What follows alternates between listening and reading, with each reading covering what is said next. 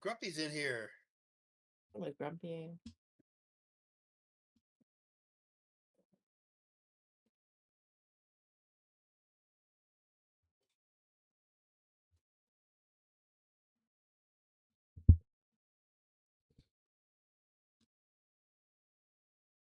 Before we get started, is anybody going to go? Do any of y'all go to the Saints games? Are you cutting out a little bit? What was that? Oh, sorry. Hold on. Let me change this.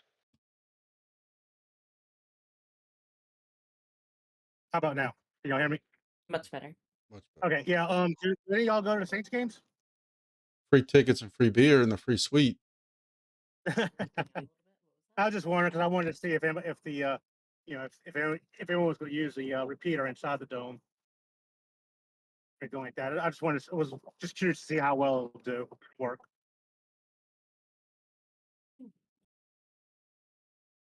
It'd be neat if you could put some kind of advertisement to where people that would know who are going to that would know, hey, it's got mesh in there, MESHCORE to bring your radio. I know there's no other reason to go into the Saints game, so you have to give them some kind of incentive. I mean, we don't have Drew Brees or a good coach anymore, so no comment. Yeah, I'm building one to put in the arena next door too. It'll probably be a couple months. I'm not really worried about it because there's other than a few concerts, the Pelican season doesn't start for a while. Rustling. WWE comes to the arena. Yeah, they do. They're actually coming. I think so. And don't they have like the big monster truck thing in there sometime? Yeah, well, they had that mostly at the Superdome. This weekend is the smaller one, the Hot Wheels, little monster trucks and stuff. But that's a much they're like small compared to the larger ones. I heard it's loud.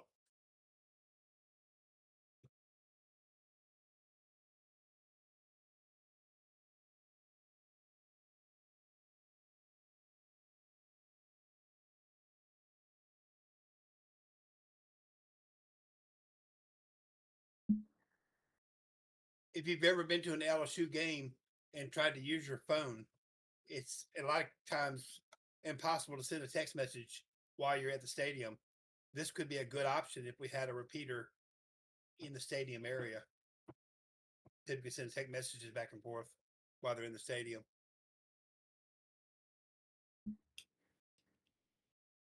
So Scarlett, we gotta get one at LSU now.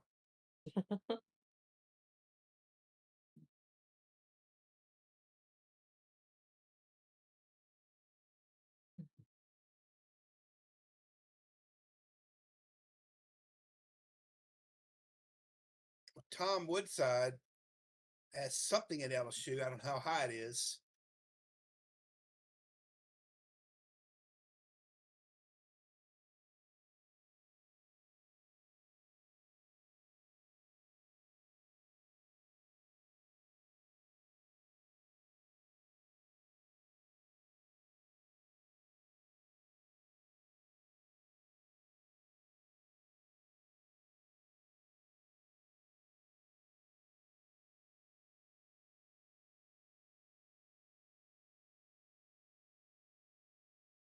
Grumpy, do you have that finished agenda, or did you do one for the fun?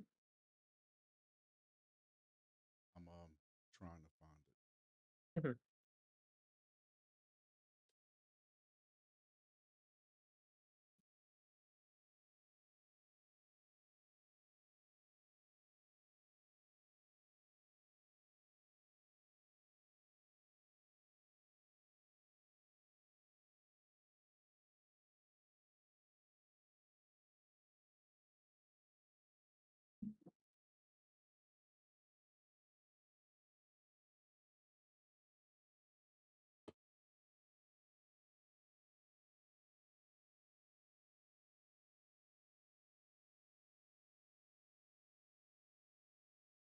Hey, Scarlett, Tallahassee's online, but we haven't been able to connect with them yet. Did you see that? I saw it on popped up online on Mesh Mapper last night. There's a ham over there that Got an observer set up and a couple of repeaters set up. Oh, very cool to see. Yeah, I've noticed there's been quite a few more people now running the ESP32 firmware, so I may end up uh just start putting that on the website to make it easier for people to flash their ESP32s as observers.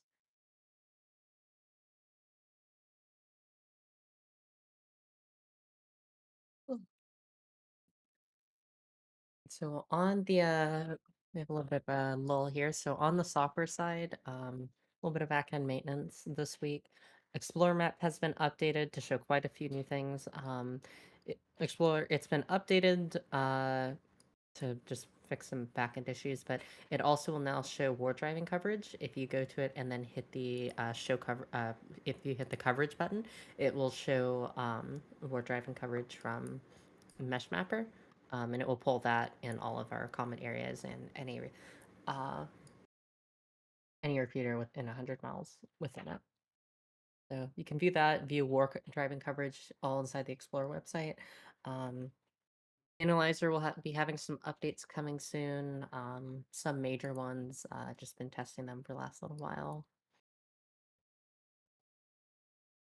And then I do have one thing I want to ask everyone their thoughts on in terms of an update to the analyzer, to more of a mix between it all, I guess.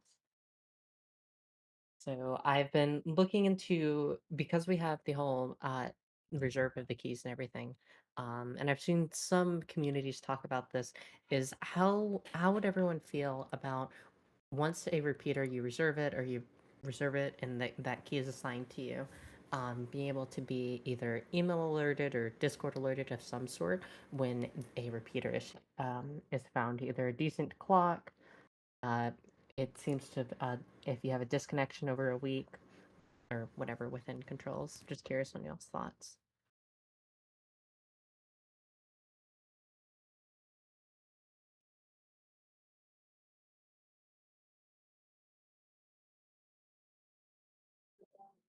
That I would be guess, I mean, nice. I agree with that.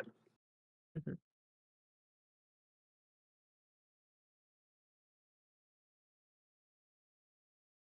I'd like to see where we got 3 different maps we use for Explorer. There's the mesh mapper and then the other one. I'd like to have the controls the same, like where the minus and plus is. On one of them, it's in one corner, and 2 of them it's in the other corner. Yeah, that could pretty easily be done.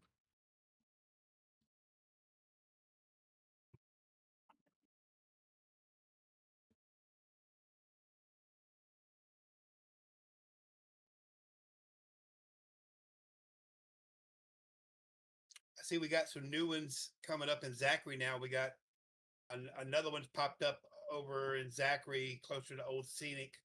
It's up about 20 feet. It's Tom Woodside's brother's house, I think he said. And then the one at the dealership on 61 is now showing online. I think Star Hill has helped those out a lot. Very cool to see. Ben? What? Oh, had some people joining.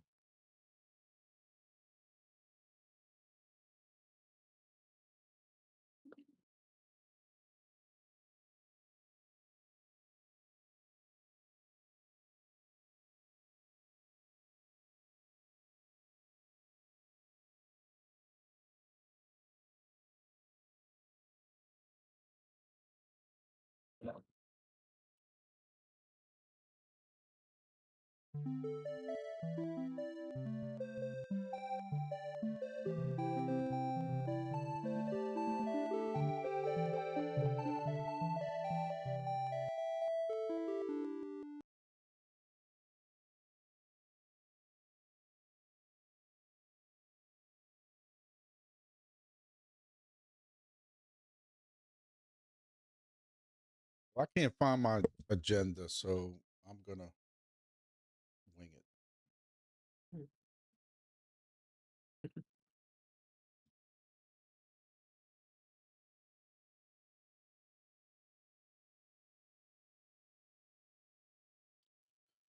All right.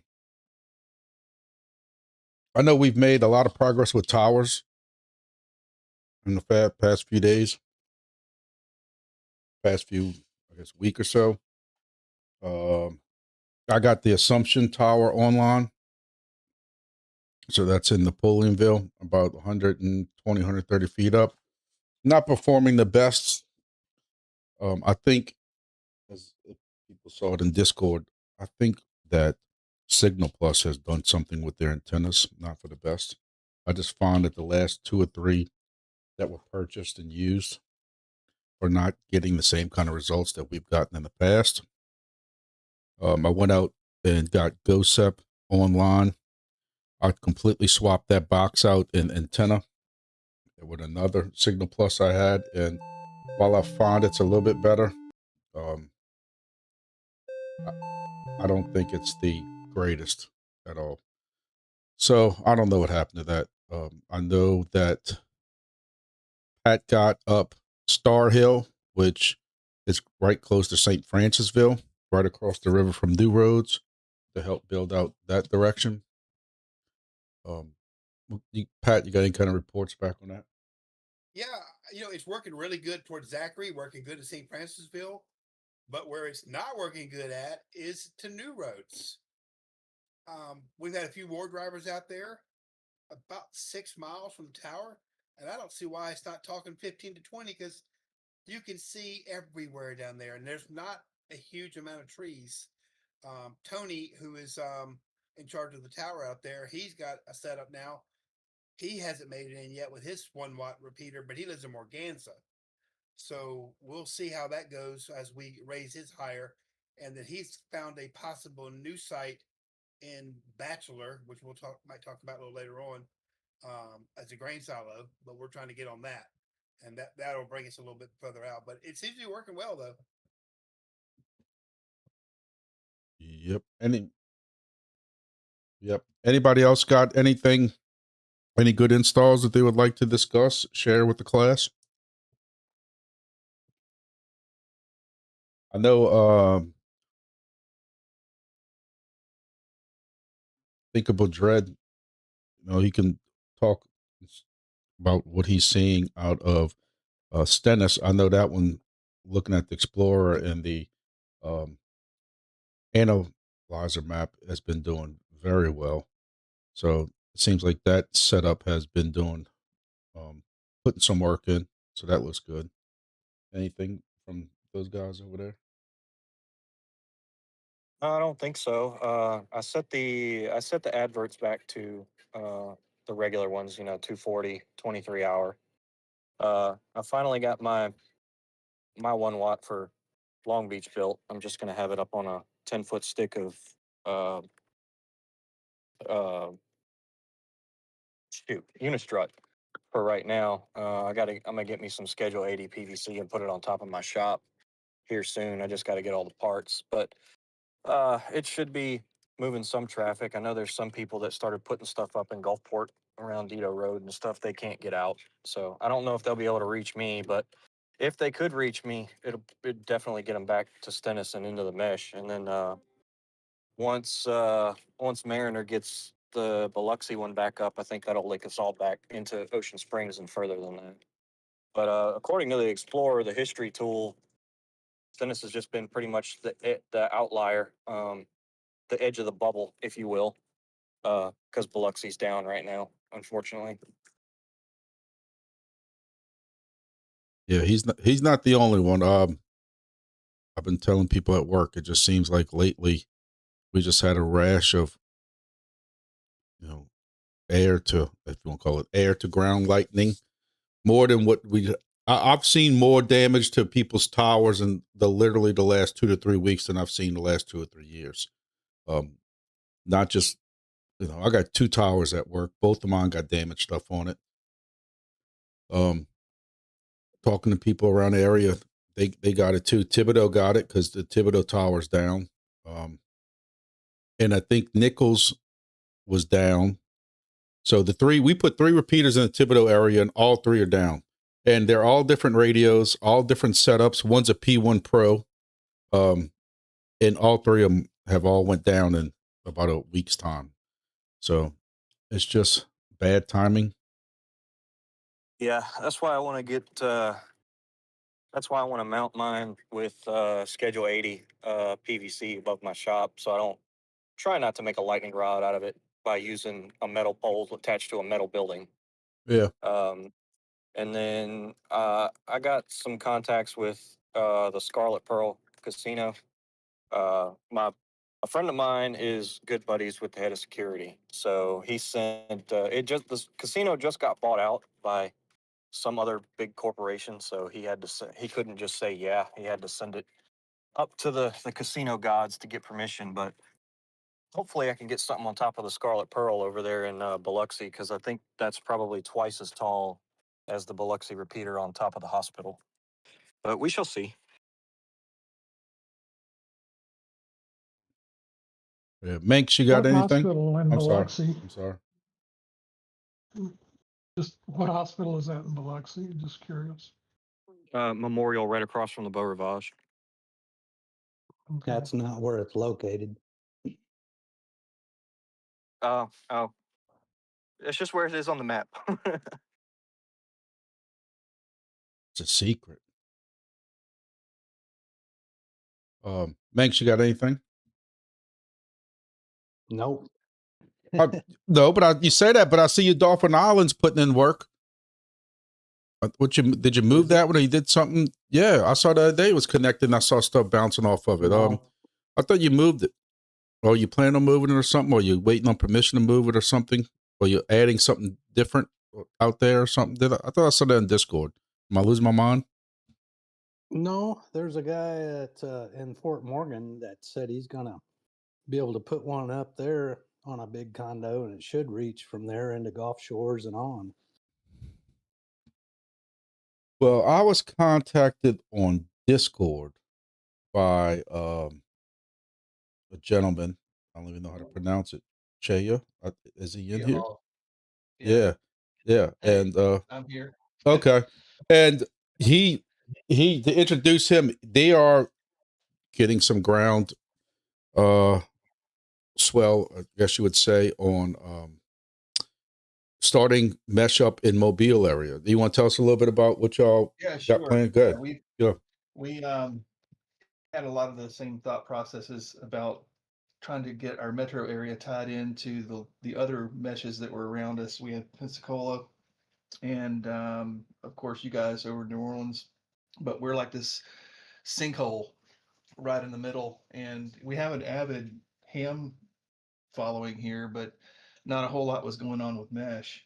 And of course, everybody was kind of riding the mesh-tastic train for a while, but once we figured out MESHCORE was the right way to go, we had some groundswell for some infrastructure in the city. We've had a couple of meetings that we put together and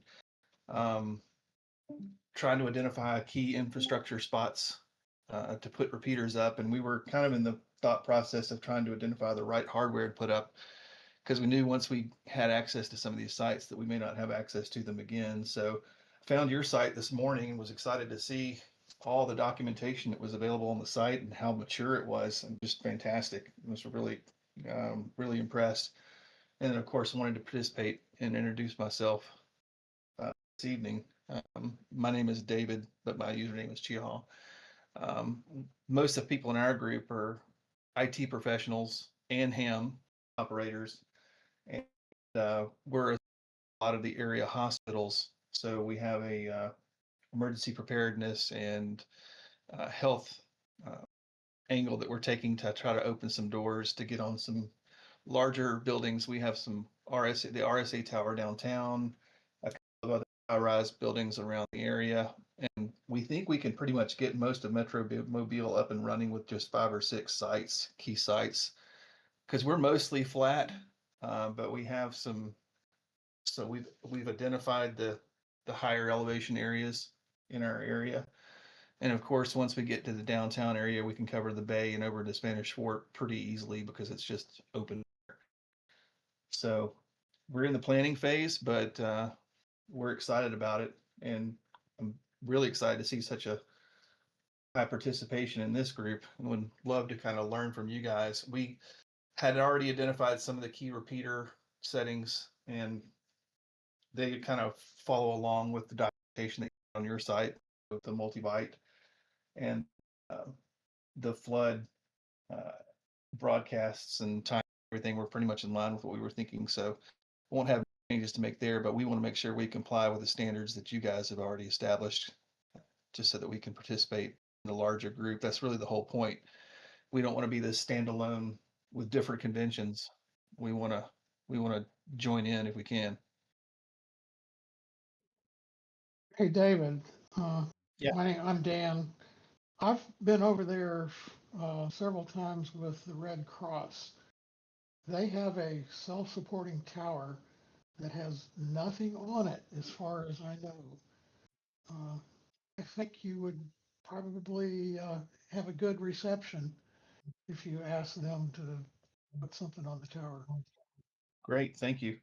I think that was one of the potential sites that we had added to the list, but I will definitely make sure to confirm that when we get together next week. Thank you. I have a Cool. contact at USA Health that they're kind of interested in, and I did some testing. I was able to connect my 1 watt with a nearby repeater there in Mobile. Great. That's one of the companies that's in the group. The Providence Hospital site there on Airport Boulevard has a ham repeater on its roof, and we're looking to tie in with it. And we have some folks from Mobile Infirmary as well. And so yeah, we're hoping that we can pull enough resources together to get enough access to tall buildings to really be able to stand this thing up. We don't have many people in the group that have tower access, and we were thinking that towers may be beyond our reach. If you got buildings, towers are, if you got buildings are better than towers because updating is a lot easier on a building roof versus a tower. So that was one of our concerns, was you do the firmware updates reliably, because the things are changing fairly quickly, and we know there's over-the-air updates, but it still could be problematic. So we were thinking buildings were kind of the way to go. And the other concern that I had, that I expressed to you, Grumpy, was the battery technology and the southern heat. We were concerned that we would get access to some of these buildings and out about how they were all self-sustaining and solar powered, but we were attaching fire hazards to these buildings with these lithium ion batteries. That was one of our concerns. So I'm glad to hear that the group hasn't experienced anything. Yeah, it's funny you bring that up, but I'm trying to create my own repeater right now, and I've been doing a lot of research in batteries, and it seems like, well, I don't want anybody to argue with me because I'm not going to sit there and say there's zero hazard, but been doing a lot of research, and while everybody recognizes there is a potential for hazard, there's a lot of documentation from these people who, granted, it's mesh-tastic, but it really doesn't make a difference. People putting these repeaters in extreme conditions, whether it's sub-zero temperatures in Alberta or a lot hotter temperatures in Arizona, in some of these places, there has not really been any documented explosions / fires / issues, other than the possibility of batteries that wear out faster or might not be able to hold a charge, which I think that's all. I think we can all agree, if that's the worst that we get out of these batteries, we're all happy with that. Now, I'm not going to sit and tell everybody it won't ever happen, but there's a lot of documentation out there where people, I've been going through Reddit so much my brain is mush, but a lot of arguing back and forth with people saying, oh, the lithium batteries are a danger. Okay, well, show me where it's happened at. Well, lithium batteries are a danger. Well, we get that, but there are several groups that put reports out saying we've been using this far, we have this many and this and this and this, and so far, because there's no really other option. So what's your other option? And that's kind of what I brought up in Reddit, and of course I got flamed just because I'm Mr. Negative. But okay? So you're telling me that Arizona's not putting up repeaters in the summer? You're telling me Canada is not putting up repeaters in the winter? That type of thing like that. I guess it's just a agreed upon hazard. No. Yeah. We were thinking about investigating the LIFEPO4 batteries, the lithium iron phosphate Yep. batteries, is an alternative to the denser battery packs that you see in cell phones. But hadn't really But gotten those that have a far. problem with extreme conditions also with charging or Yeah. batteries, and Yeah. and Yeah. from what my experience is from using those at work now, we had issues with those charging in just the 2 weekends that we got below freezing here in Louisiana. Yeah. I lost cameras and stuff, and they've handled the heat with no problem. But if you're already losing those during 32 degrees, I don't know if that's the answer either. Yeah. But I think lightning one of your is YouTube a hazard videos. also. Wait, what's that? Sorry. What's it? One of your YouTube videos Lightning's hit a hazard also. It'll cause fires and stuff. Yeah. We got some delay there, huh? Yeah. Yeah, I'm sorry.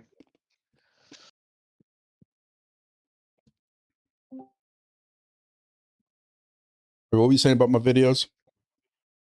One of the points that you made in one of your videos was sizing the solar panel appropriately, getting a large enough solar panel to cover some of the cloudy days, and having a charge controller. I think a lot of the time you see battery swelling is when you're dealing with, battery controllers that aren't adequate and maybe overcharge the cells, and then you couple that with extreme heat, you get some swelling.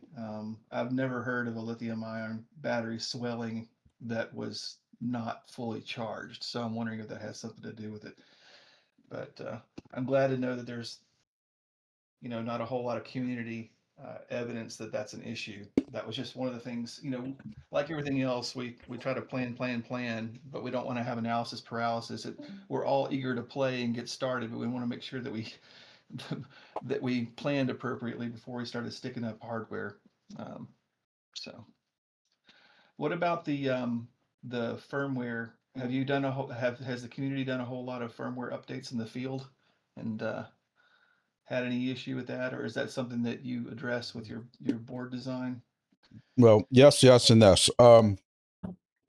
If you have, one reason why I'm, and this is just me personally, why I don't care for the P1 Pro or some of these other ones is because you have to get very close to, Bluetooth range to be able to update. Mm-hmm. So yeah, that's one thing on the board that Scarlett created for me was it will do Wi-Fi updating. Now I just need to find an adequate antenna, because right now the antenna I've been using, I can get about 200 to 250 feet out of it, but I really would like something stronger, but you don't know what the board can push out either. So the antenna can only get you so much. But I mean, some of the other guys can tell you what, what they're getting, but most of my repeaters out of the 40 something I put up, I would say 85% of them are all V4 screenless. And if you go with the V4 screenless, then the little middle and antenna port on it is Wi-Fi, and you put an external Wi-Fi antenna on it, and you can get, 200, 225, 250 feet distance from it. But again, if you're doing buildings, you should be able to get close enough. So y'all thought that the 1 watt was the right output for your repeaters. We had some concerns about whether or not it was appropriate to put up a 1 watt when a lot of the clients themselves wouldn't have the same output capability, meaning the folks running around with their little pocket devices wouldn't have that 1 watt capability to be able to reach back, so they could hear the repeater but not reach it, type thing. I think So we've we had kind some of concern, and I hate to speak for the whole class. Some of us had that concern, but some of the documentation I have read where people have brought that concern up was because the 900 band is so dirty, you almost need that extra little bit just to cut through the noise, just to cut through trees, just to cut through any kind of little issue. And I know me personally, and again, anybody else can speak up if they want, but I like the performance of my 1 watts, and I don't find that they're one way, like you would be concerned, like, oh, all speak and you can't receive in. I find they just work just a little bit better than what the V4s do. Does anybody else? Can anybody else speak on that? I believe they got better filtering on them too. And I remember somebody saying that too. Yeah, it has a bandpass filter. But that was the other concern. Is a lot of the places we're looking at putting repeaters are probably fairly close to. I mean, any high place is going to have other antennas on it. Even the buildings we're looking at, they probably leased out space to put who knows what up on top of these buildings. So we were worried about, having good filtering. Well, two of on my the- sites are downtown Baton Rouge. I got T-Mobile on both of them, and one of them I have the FBI's up there and some other Secret Service, and we've had noise floor of 120. Yep, And I was about to say the sitting same right thing. by the T-Mobile site. I mean, Wow. right by it. Yeah, I think Is that with the V4? Yeah, with the V4. Okay. And if y'all think about this, the cell tower equipment, your cell phone's a half watt, maybe a little less, but the output of a cell cabinet equipment is about 35 watts. So they're putting out a lot more power on their base stations, going back to their phones, and it works fine. So I don't see a problem with us running 1 watt. I think the only place I can think of that we've seen an issue where things go deaf was in Lafayette. We got permission to put one on a hospital there. And just because it was literally the only place right at that time we could install it, it kind of went almost in front of a big cellular sector antenna. And while the frequency was way off, it was weird because when you look at the noise level was very clean. But we found that the repeater's just deaf, and we think it's just because the power of that sector right in front of it has made it deaf. But I'm with Pat. I can tell you 2 or 3 buildings that I have. East Jeff is very loud. Oh, hell, even the NOLA 600 boob at repeater at 600 feet. That one's got stuff all around it, and that one performs quite well. So you don't know until you try, I guess. Yeah. Yeah. And the Grumpy board, along with the Mesh Smith and the Wee Hooper, they all have the built-in filters. I don't know about the rack one, if it's got built-in filters. Is there any information on the Grumpy board that I could look at? Because I was trying to Google it. And No, that's still I'm still waiting on Scarlett. I keep bothering her every day, 3 times a day to see what she's heard on the shipping on it. Okay, hopefully it'll be coming this week. Just waiting for JLC, PCP, and then DigiKey. And No, it's still very new. We just got the first one coming in to her now. I guess you'd say in production. For her to do testing and stuff like that. Then hopefully I can get one in my hand to do testing. But the idea is it's going to be the best of both worlds. It's going to be a 1 watt radio with some filtration in it and Wi-Fi, so that you'll be able to update off Wi-Fi. But we will see. I'm reading Reddit, and people are saying that trying to sell your own repeaters is a waste of time because of how cheap China's doing it. But I got people who already contacted me saying we don't care, we want to pre-order, and I'm like, no, I'm not taking pre-orders yet. But I'm hoping Mike has been my box designer. I don't see him. I don't think he's here yet. he's in. Oh yeah, I do see him. I'm sorry. Mike's getting very close on the design. I'm quite picky. I'm gonna have to. I hope he's not charging me by the hour. But he made some great progress over the weekend, trying to come up with a box. Just something that looks different, something that you're not stealing somebody else's design. Because while they'll put these boxes on Thingiverse and printables and all these different websites, because I was also trying to come up with just to kind of hold over. Or just try to be able to offer something different when I go to these ham conferences and stuff. I wanted to do also like the one that goes on top of your car. Not that I'm trying to invent something new. Just for people who don't want to put that shit together. People who just don't want to tinker, don't want to have to print stuff. Just offer it just to somebody would have something.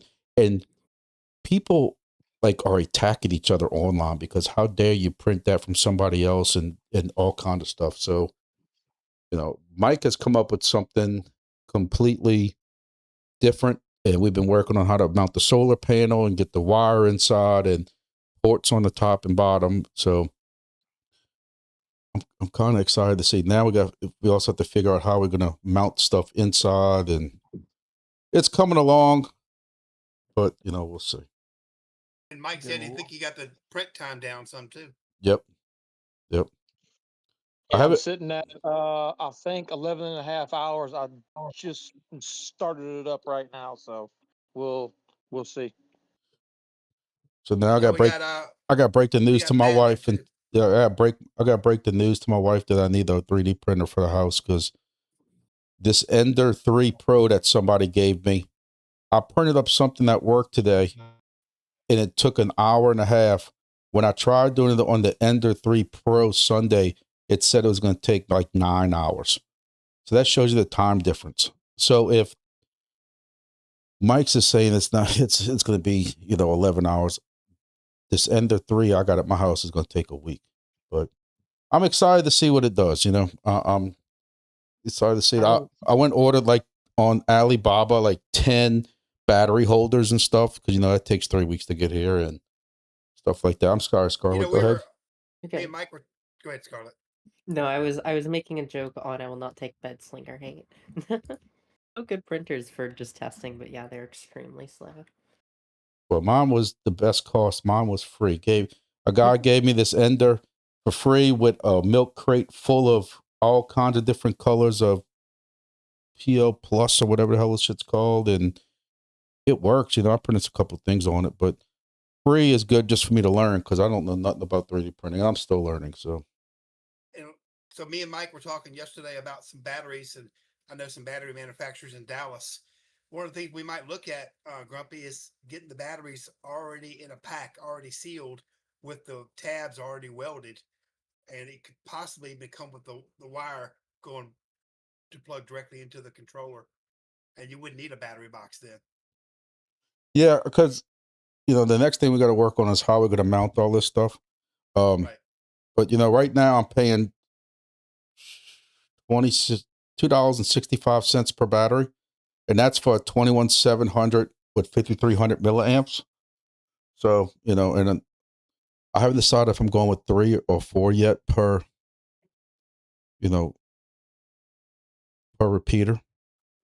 I think my original idea was to go with either 2 or 3, but the holder would do 4. So if people wanted to add more, but there's another part of me that says, why even have people open it and play with it?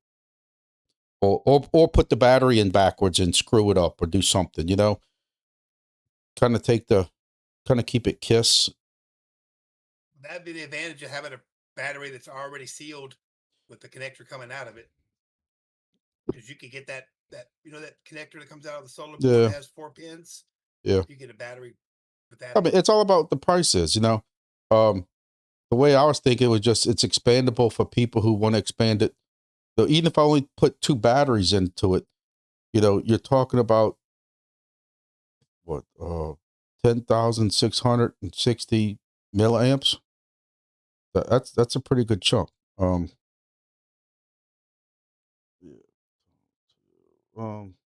10,660 milliamps. If I just put 2, where if people wanted to add 2 more at some point, that's giving them 21,000.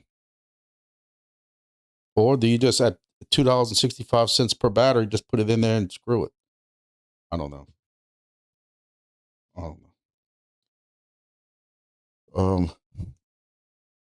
Well, I had something else for the agenda.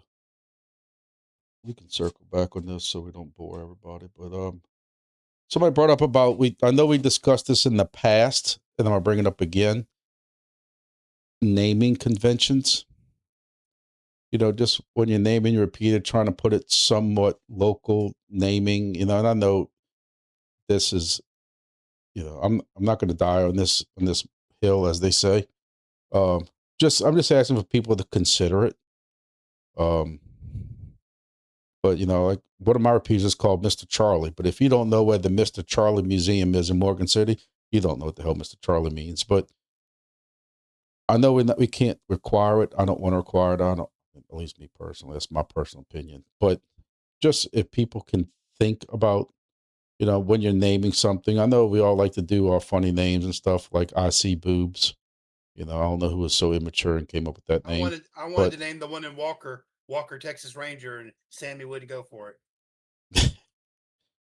yeah, but still with Walker, you would kind of have an idea what it is. But just like I said, somebody brought it up and wanted me to bring it up in the meeting, so I'm bringing it up that, you know, when you're naming your repeaters, if you can somehow name it with a local flair to it, if that makes sense. Scarlett, you got any 2 cents on that?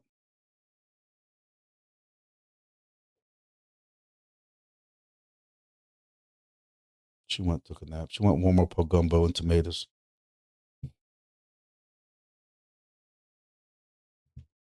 So I don't know if some of y'all go to Hamfest and stuff, but a lot of us have been talking about going to the Hamfest that's in Huntsville, Alabama on August 22nd, I believe it is.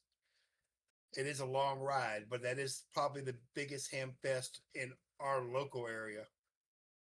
I mean, the next biggest would be Dayton and Orlando. I was hoping to have some of my repeaters ready for that, but it's going to be close. Yeah, it would be close.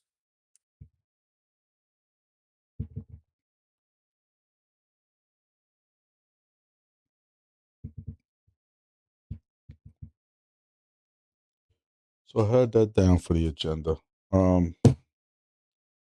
Anybody would like to discuss that? Anybody would like to provide any input, thoughts, prayers, anything on naming conventions?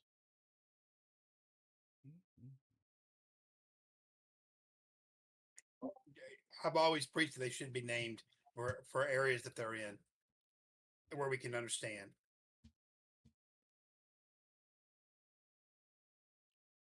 That makes sense to me. What's that? So that makes sense to me. Yeah. But I mean, I understand. Like I said, some of it's fun, and you get to name. You know, you want to name it something fun and goofy, and it ain't the end of the world either. It's just think about it. You know, it is what it is.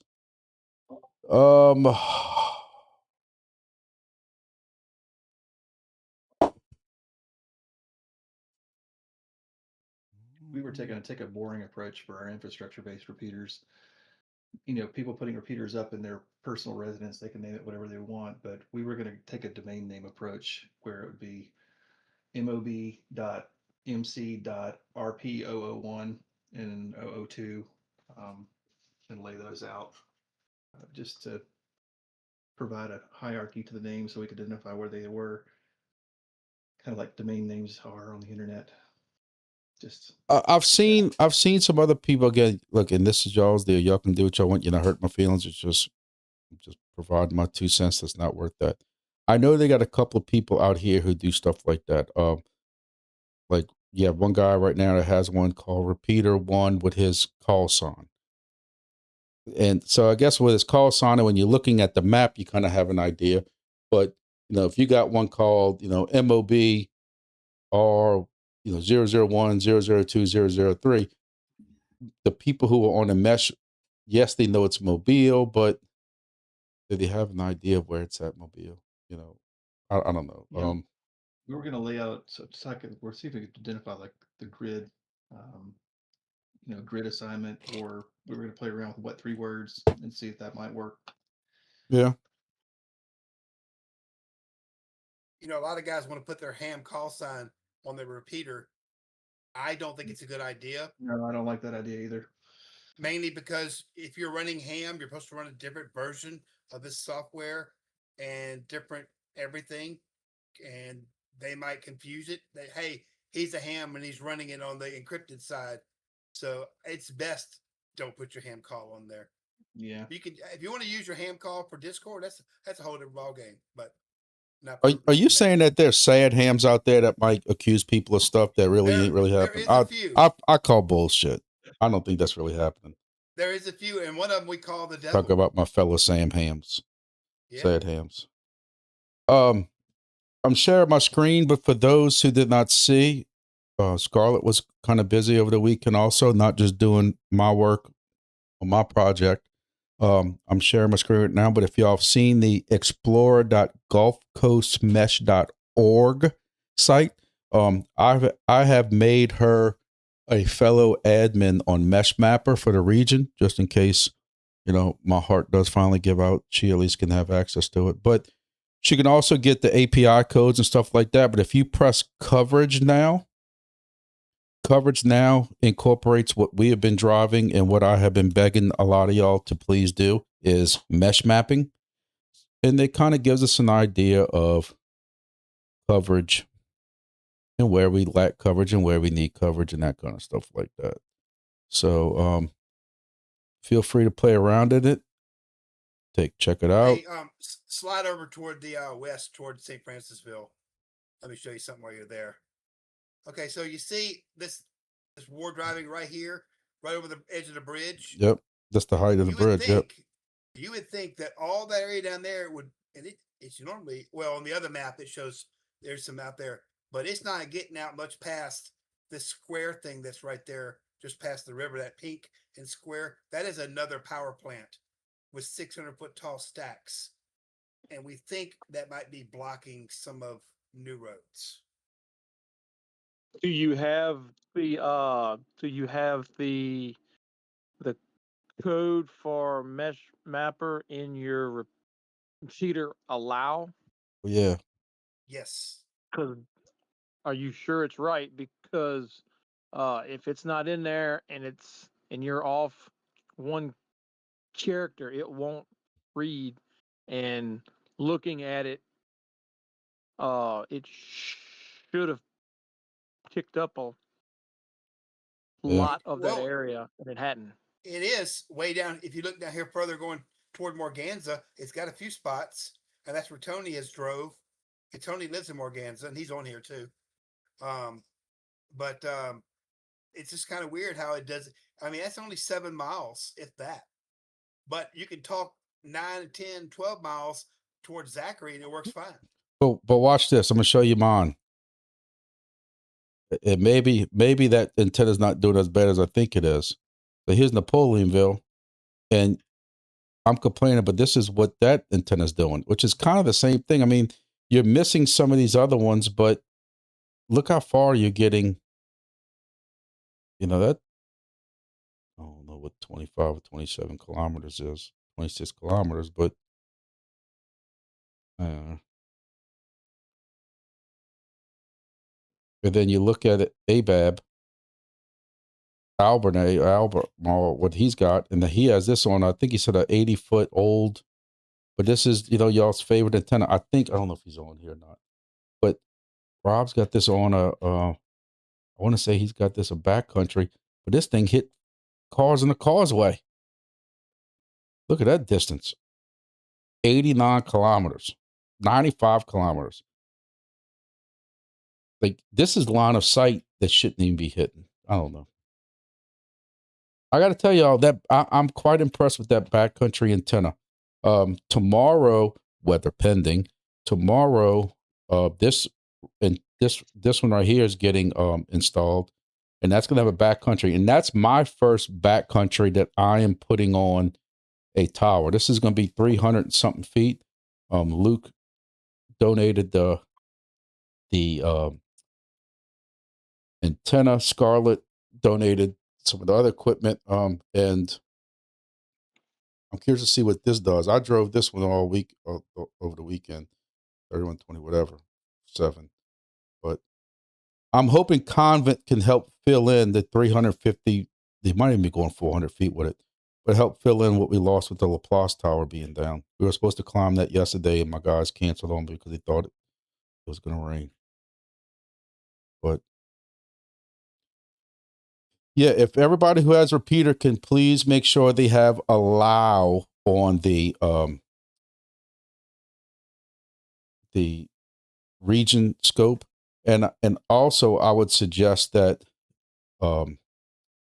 like the one I have in Franklin, I have both regions allowed. I have the Lafayette region allowed, so in case anybody hits it on this end, and I have the New Orleans one. And I think I had talked to Ross, one of them about same thing with Stennis. I would put both of those codes in there so that these guys who are mesh mapping on this side can connect into it. And then if anybody, because either way, it's still not going to. Yeah, either way, I just want to know what the correct ones are, so I don't. Manx, break look, something. Manx is here. We got him trapped. He can't go nowhere. Manx, can you put in the text chat what the code is for that, for the Mississippi mesh mapper code? Yeah, I can do that. I appreciate it, because he asked me. I had no idea. Where do you go to actually put that in on the app? I was trying to figure it out the other day, and when you go into your repeater, there's a manage regions section, and I think that might have been in one of my videos, maybe like the advanced one or something like that. Bruce, need to get that out the oven. I think so. So Yeah. Okay. I'll have to go through my repeaters and then. if not, I mean, just hit me up. Hit me up when we're done, and if not, I can walk you through it or show you, find whatever video I put up that had that in there, and the video walks you right through it on how to do it. On mine, I got it on Star Hill set up as GC-LA-MSY-MM. All right, that's the one for Louisiana, but he's asking for the one for Mississippi. They have I'm Manx. browsing for Louisiana. Yeah. Okay. So is that correct? GC-LA-MSY-MM? I don't know. I don't have it memorized because I always get the two middle ones confused. I know it's GC dash. I'm pretty sure it's JAS LA dash MSY dash MM.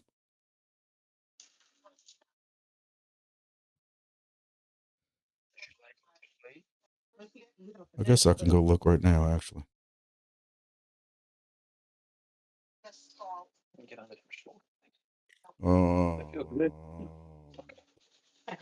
Sorry. Well, tell me, tell me. Watch your mic. Well, let me keep doing it. Like,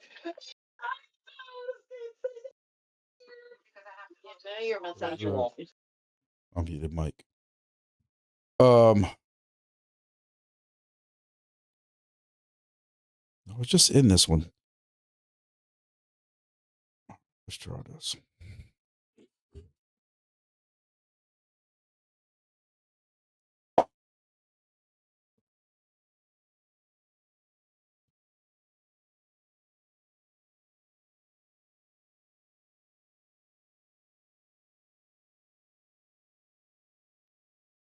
Yep, GC-LA-MSY-MM.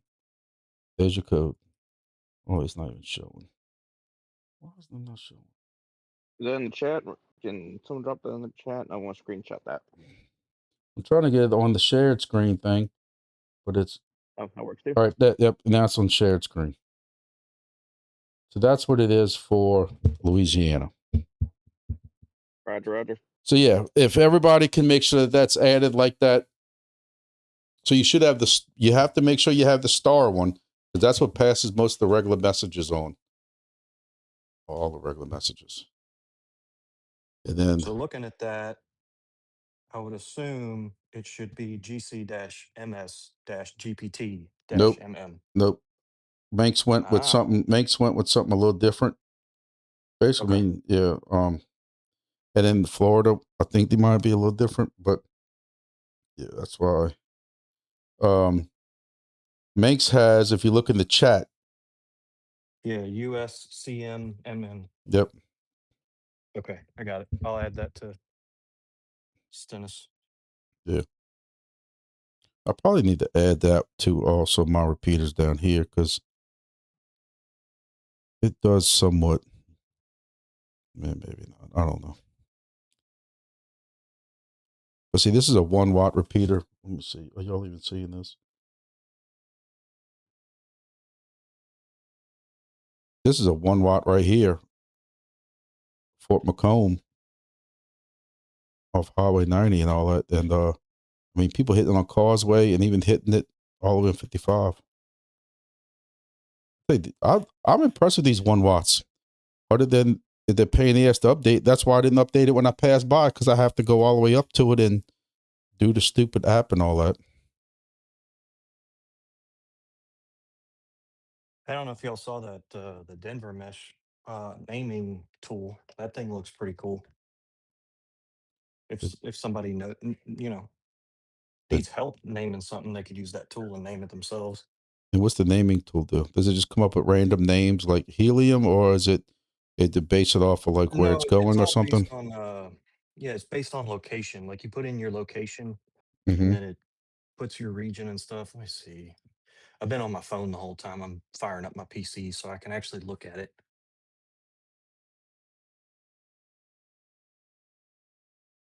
Speaking of apps, has anybody checked out the MESHCORE One app yet? Yeah, I've been using it for quite a while. Yeah, I MESHCORE found it the other 1? day. Yeah, it's got a much cleaner interface than the default MESHCORE app. And My who? favorite thing on it is in the telemetry, it has battery graph over time. MESHCORE 1? And who came up with that? Not Got sure, me. but it's a very clean interface. I know Kevin that worked It's on from power saving 16.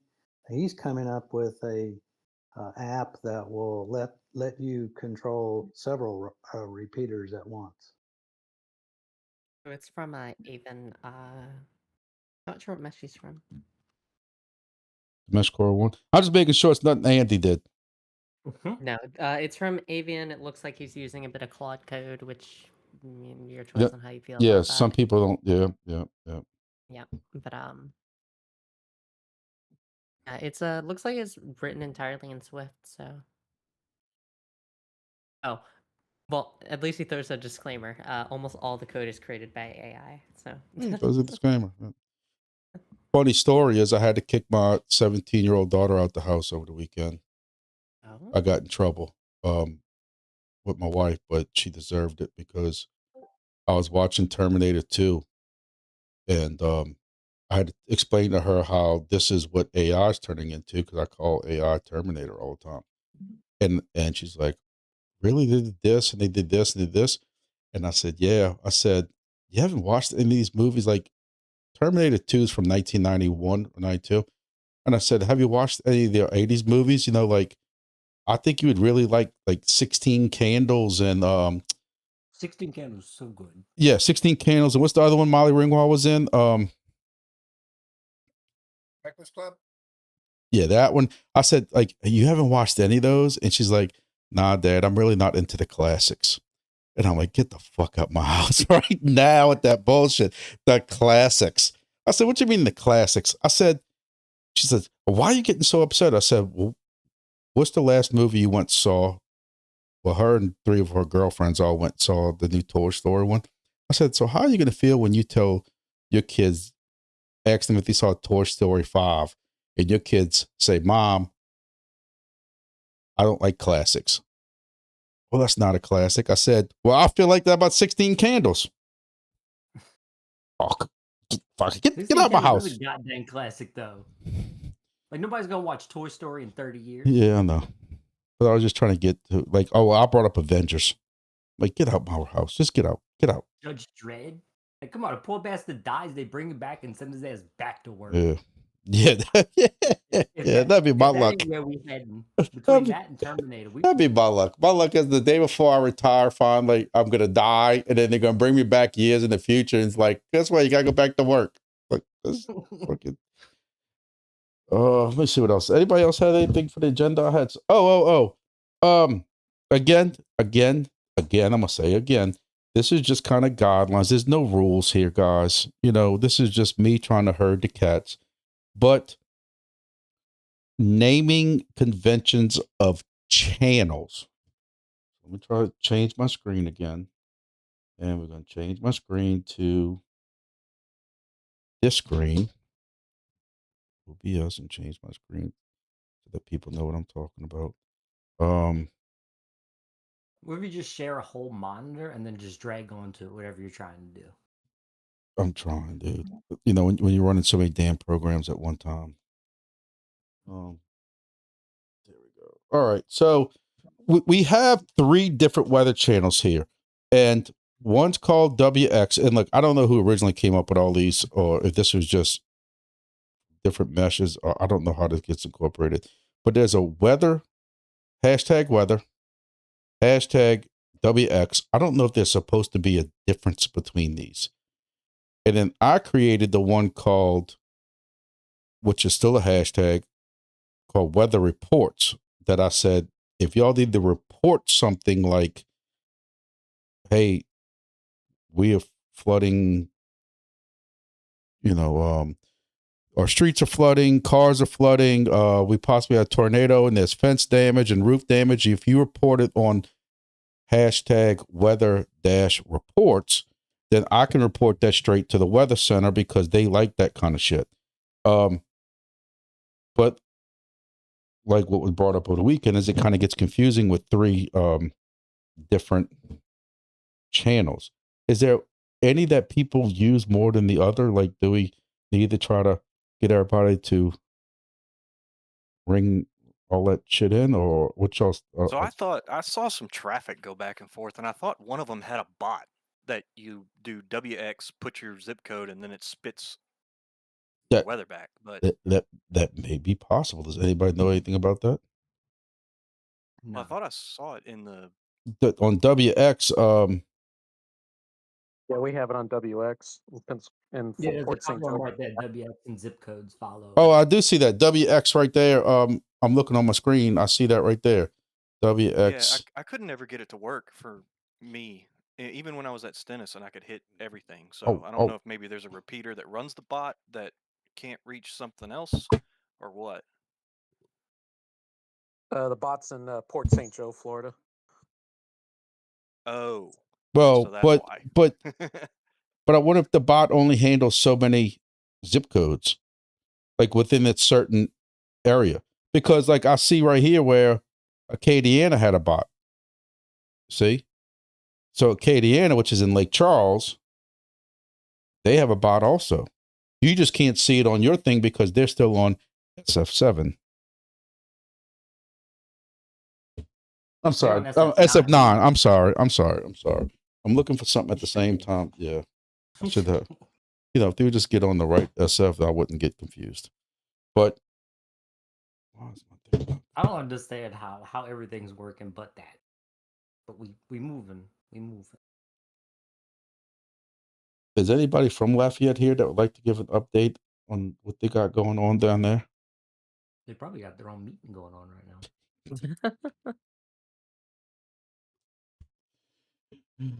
Oh, bless America.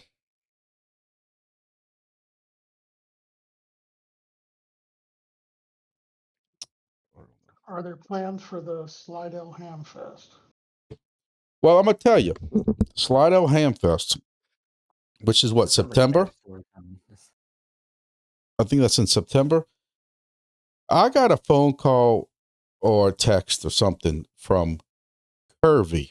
If that's not a name from a blast for the past, I don't know where he's been, but asking me to help him with a MESHCORE seminar at the Hamfest that he was supposedly asked to do one.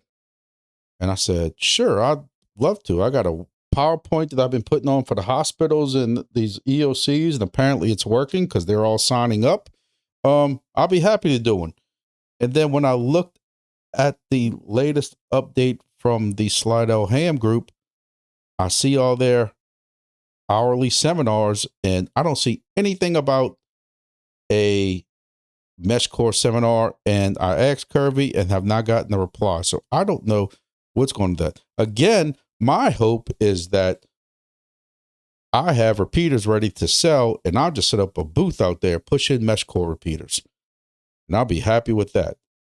So either way, I'm going. I just don't know what capacity I'm going, which I know probably doesn't answer your question, but that's where I'm at. I've been trying to talk and I was muted. well, now my joke doesn't work, but how's the coverage around the convention center over there for the Slidell Hamfest? I would probably say it's very borderline because they also have some trees, but we do have it at the Slidell EOC. If you know where the Slidell EOC St. Tammany Towers building is on the corner of Old Spanish Trail, where Old Spanish Trail meets Pontchartrain Drive, Highway 11, right there. They got Yeah, I know where it's at. yeah. We have a repeater that's on top of there, so that's somewhat close to Old Town. So I'm thinking, outside of it, I actually think would probably do halfway decent. What my plan was, especially if I get a booth there, I'm planning on trying to set up a repeater inside, and so that we can demonstrate and do different things and play around with it and stuff like that. Yeah, that's what I was thinking. Was like you set up a USB companion at your house, and then you remote it on the laptop, and then you can send messages back and forth to yourself through the mesh as a demo. But I have both my companions. The one that's the one I have here, that's called Grumpy's Palace. That's it. That's at my house on my computer. I run the actual MESHCORE app on my computer, and the one that says Grumpy's Office is running USB also. So I don't have to worry about battery, and I ain't got to worry about Bluetooth and all that crap like that. But yeah, that was my plan. My plan was to make sure we had something set up on the inside so we could demonstrate. And I was going to even have a backup repeater set up outside in the parking lot, just not connected unless we needed it. If that inside repeater can connect to the one on top of the Towers building and then connect out, the problem is what my concern is, I don't know how good the coverage is going from out of the Towers building, if that makes sense. I know at one point, I don't know how good or bad it could hit the NASA one I got or the Fort Macomb one, but now with Stennis up, I'm not in Slidell. I haven't been in Slidell recently to test and see how it was working. So I don't know if anybody else can attest to that or not, but.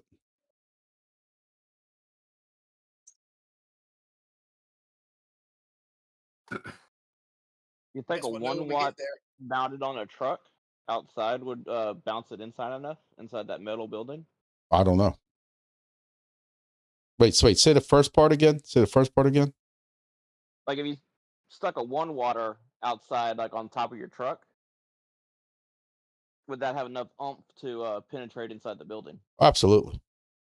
I went and I was at St. Anne Hospital in Houma, demonstrated it to the guy that's there. That's the guy that wants to, eventually add him to even more hospitals. His office is downstairs in the middle of the hospital on the first floor. And I'm like, I know this is not going to work. The MESHCORE repeater is like 5 or 6 stories up, plus on top of a stair. Plus you got to go up a stairwell. Plus you got to go up on top of a pillbox, whatever you want to call it, the top penthouse or whatever. And yeah, my companion hit that repeater full strength. So it went through 6 floors plus whatever equipment the hospital had in between there and a roof, 20 feet up a tower. That whenever I was first getting MESHCORE stuff set up, I stuck a little H3 repeater on the 13th floor of my building, the Worley Jacobs building over there on Essen. And my office is at the very bottom of the ground floor. And I was able to hit it through the building. So that tracks. Yep.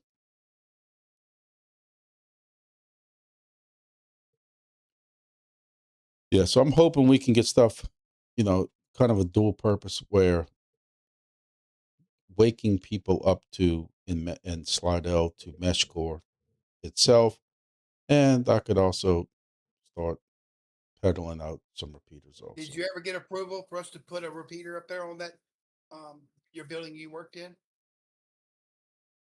No, not yet. I've been too busy, and I bugged Grumpy about it a couple weeks ago to write me the proposal, but he declined because he said his grammar sucks. I've just found that the people who have tried to send, I know it, don't ask me, don't audit me on this. I'm just saying, I know just over the last 4 or 5 months, anybody who has tried to do the email thing or snail mail thing or anything, they are 0 for whatever.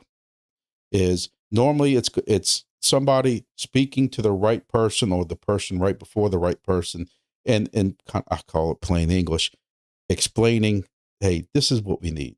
This is what the thing does. This is what it doesn't do. And I'm gonna tell you, you got a 50-50 chance. Without saying no names or getting anybody in trouble, there's a certain hospital chain that some hospitals are allowing it with no problem because they understand what it is. They also understand that there are employees who are interested in this, for their employees to be able to reach out to family during times of emergency. And those hospitals see the good in it and are allowing it. And that same hospital chain won't even discuss it for certain other hospitals because they believe, even though you've tried till you're red in the face, tell them that we're not using your network. We're not even using your power. We just need 2 feet of space in your roof. They don't want to discuss it. So, good luck. That's all I can tell you. I got the ear of the people. They just want something on file to physically review. Why do you need to do that if it's a part of the ham club? I mean, it's Whirly. They want everything on paper so they can read it with their eyeballs instead of listening to it, so they can like visually see it, and then they can document it, triplicate it, and all that fun stuff. yeah, but you can say it's part of the Baton Rouge Amateur Radio Club, which it will be sponsored by them. Yeah, just go put it up there. I mean, it's actually mounted on the same antenna, on the pole. Or you just say, hey, we have to put this little outdoor enclosure that's going to monitor the local ham waves to make sure we're not interfering with anything. So can we add it? Oh, are we going up there and installing it? All right, I'll work on that this week and let you all know. Because I don't want to give out too much information, but I was basically told by somebody in one of these hospitals that nobody knows what the hell anybody's putting up here. And you go up there and you say, you got to go check something, or you got to go do this, you got to do that. And once it's up there, because that's what the real reason I went to this one hospital was because, not St. Anne, but another one that's down in that direction, because they kind of they know that there are antennas that are no longer being used because the feed line has broken off of it, either in the last storm or before that. So they're like, well, common sense would say if the feed line's hanging over there, those antennas are no longer being used. Can you help us determine what they are so we know either who to contact or pull them down? Because they have no idea what's up there. But I'm not saying every hospital's like that. Just not just hospitals, but big buildings. That's how we got in on 2 of our buildings, because we went and helped the management figure out what was up there, and contacted people who left stuff abandoned and got them to come take it down, or we kept it.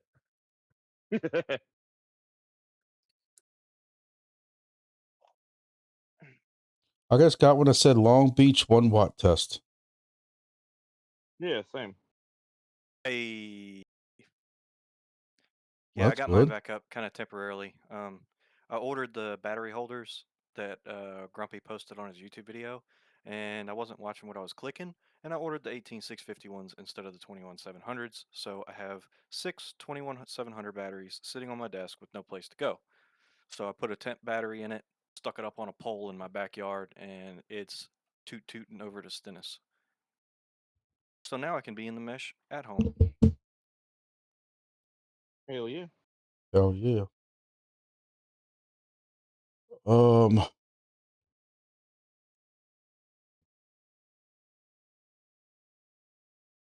Sep Doe. That's French for 2. Isn't it? Somebody? I think that's what it is. That's why I put it that. Because I'm texting. I don't know. No, because my first GoSep one was installed and it couldn't get out. So I had to create a second one. I didn't really want to troubleshoot on top. They have a white painted roof, which is like the surface of the sun. And you know, when I go up there, it's like you're getting hosed down. Not to be disgusting, but it is like that white sealant, super white sealant paint, and it's like, holy hell. Yep. So I basically I created a whole second box, and then when I went up there, I had an issue with it. So I basically had to take both of them down and gut each one and mix match parts because of an issue. And when I had to program the second radio, I just named it GoSep. Instead of GoSep 2, I just named it GoSep Do. And eventually I'm going to change it back to GoSep Auxcom. Yeah. We've seen some roofs that were so bright because of that white roof covering, you had to wear sunglasses on the roof. Well, I had to wear sunglasses, but I also, the bottom of my arms are red. And I really think it's from, you know, getting baked up there. And what's weird is it was getting cloudy at one point, like it was going to rain, and you still had to wear sunglasses, and it was hot. I put that on my RV roof. The Blue Max elastomeric shit. It's like 97% reflective. It was ridiculous. It was so hard to paint. If I get skin cancer strictly from that trip on top of the roof, I'm suing the state. That's all I really had for the agenda, at least all of my notes.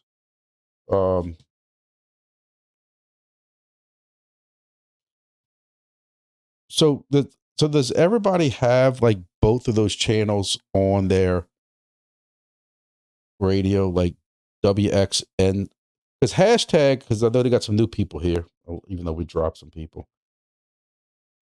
The hashtag channel, as long as everybody spells it the correct way with the same nomenclature, with the same dashes or no dashes, everybody technically shares it. So I know some of y'all like to talk about the weather and stuff like that, but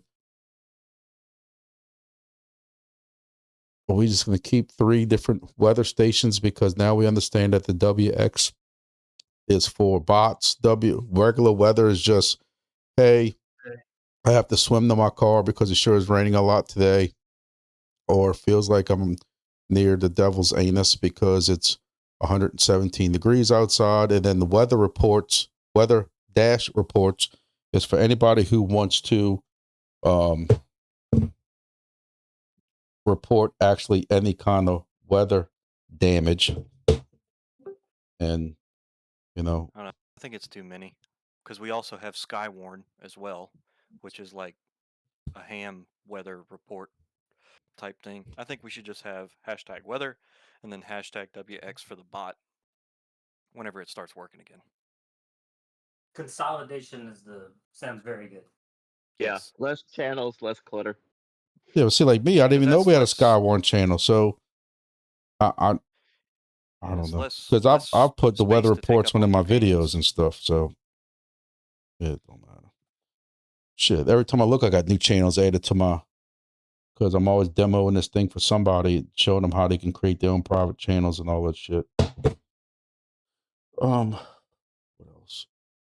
Hey, to save us peons from doing a bunch of work, can we have your PowerPoint presentation so we can present it to other people, or is it pretty specific to? It was specific just because of some of the state radio system stuff. Also, what it was is I had two different hurricane preparedness things I was asked to perform at. I had a captured audience, if you get my drift. I'm like, hey, while I'm here talking about this radio system and y'all can't get out y'all chairs, let me show you our newest thing we're playing with. And that's how they both got captured for MESHCORE. And it was successful. So I don't mind cleaning it up a little bit, because I know y'all don't want to hear about all the different Elwyn radio sites and stuff, and, you know, my grumpy opinion on some of their backups and stuff like that. So I can try to remove that, clean some of it up, and share it. I don't mind. Because that's all I was planning on doing if I had to do that PowerPoint for the Slidell ham thing, if Kirby ever answered the phone. Is there anybody here who's involved in that? The Slido Ham conference thing? Ham show? I'm a club member. What you want to know? If if there's a MESHCORE seminar or not. Because I don't see one on any of the flyers or anywhere, but Kirby distinctly asked me to help him out with it on one of those nights. So I don't want to not be prepared for that and find out that, you know, there is supposed to be one. No, as far as I know, there's not saying that. He says they asked me about presenting mesh devices, MESHCORE at the Slido Ham Fest. It's September 4th and 5th. It's wondering if you want to help with the presentation. They have multiple people asked, multiple people asked them. And I said, I should be able to. He says, cool. And when was that? end of June. Because the last meeting I went to a week or so ago. Mm-hmm. No, I'm sorry, I missed that meeting. But anyway, I saw the notes from the meeting, and there was nothing mentioned about it at the. Hey, listen, that's fine. You know, like I said, I just don't want to be there selling these things at a booth, and somebody's like, "Oh, you know, MESHCORE section's supposed to start in 5 minutes," and I'm not in there, you know, and don't have a PowerPoint or nothing. But you know, I don't mind putting one on. I just want to know, you know. I could shoot an email to the president and the chairperson and ask. But as far as I know, that they had 4 slots for forums, and those were all full. One's a POTA forum. I'm sure one's Aries. Sorry, did I say that out loud? I was supposed to mute my mic. Yeah, it's the same area. Jerk off. That's been presented for the last 12, 15, 20 years. You learn out of them feeling smarter than everyone else in the room. But yeah, Aries, ARRL forum, a POTA forum, and something else. Oh, will there be a sad ham form? No, yeah, that's gonna be. They're in the middle of the. Yeah. You don't even have to pay to get in for that. It's before the table. But yeah, that was it. 4 forums: Aries, ARRL, POTA, and a digital comms forum. I have a very important off-topic question. Who decided that Pensacola was to be abbreviated PNS?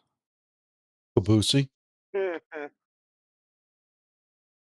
Legendary. Way before my time. Whoever named the airport that. I'm about to say that came from the airport. Yeah. Should be Yeah, that's PST. the airport code. I'll be landing in penis. As long as it's not landing in you, I guess you're doing all right. That's true. I mean, look at New Orleans Airport. It's got a weird name. I mean, Yeah, it's probably that was some from, Navy guy since Boisant. the Navy's been down there forever. Well, look at New Orleans. It's not even in New Orleans. Dumbasses. Kenner, yeah. Well, the Cincinnati airport's not even in Ohio. Figured that one out the other day when my brother-in-law was flying up there. But don't they have some professional football teams now that are no longer in the city that they were from, that moved across to Yeah. across the state New line? York, the Giants play in New Jersey or something like that. I don't know. Yep. And like some of the basketball teams in New York did the same. It's like, okay. Yeah, New Orleans is MSY because I think some dude crashed there when it was a stockyard. I think it's something stockyard. Let me see. MSY. Moisant Stockyard. Yeah, Moisant Stockyard. Yeah, because some dude Moisant crashed there in 1910 or 19 something. Well, that song by Rush, YYZ, is the identifier for some airport in Canada. Toronto, I believe.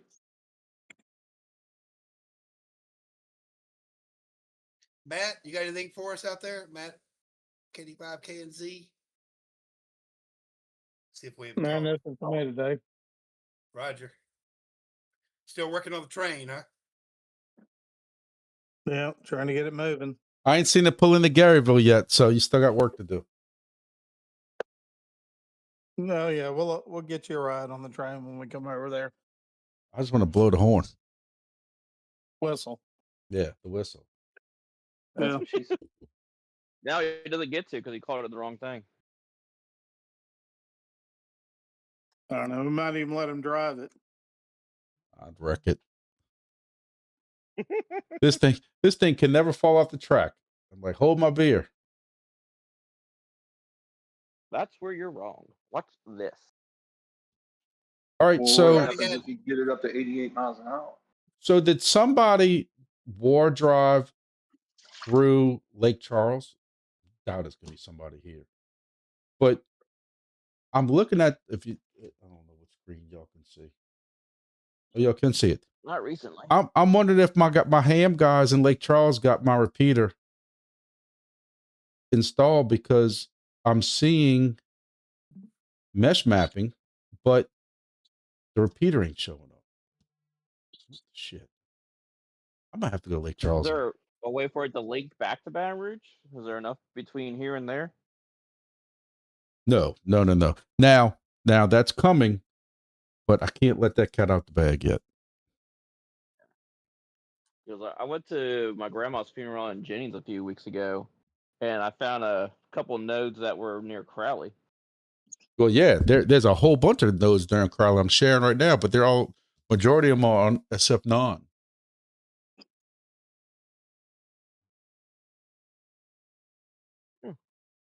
But I'm working on something right now on top of everything else.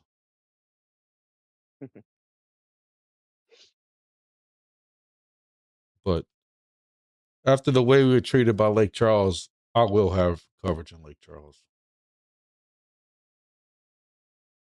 Just because the people that are running their Meshtastic don't want to also do MESHCORE doesn't mean we can't do it there anyway. And I've tried to say that over and over again. Like, you would think that that's something simple. Like, I'm not trying to threaten nobody or anything. Y'all can run 200 more Meshtastics, and I don't care. There's nothing wrong with it. Nobody's saying this. It's nothing illegal with running two different things. I don't understand what the controversy is with that. Why people got their feelings hurt over that? Oh, you could make Pat mad tomorrow. He'd be like, you know what? I'm making my own MESHCORE, and then he just throws up 30 repeaters, puts it on FS7, and be like, haha. And then they switch to FS9.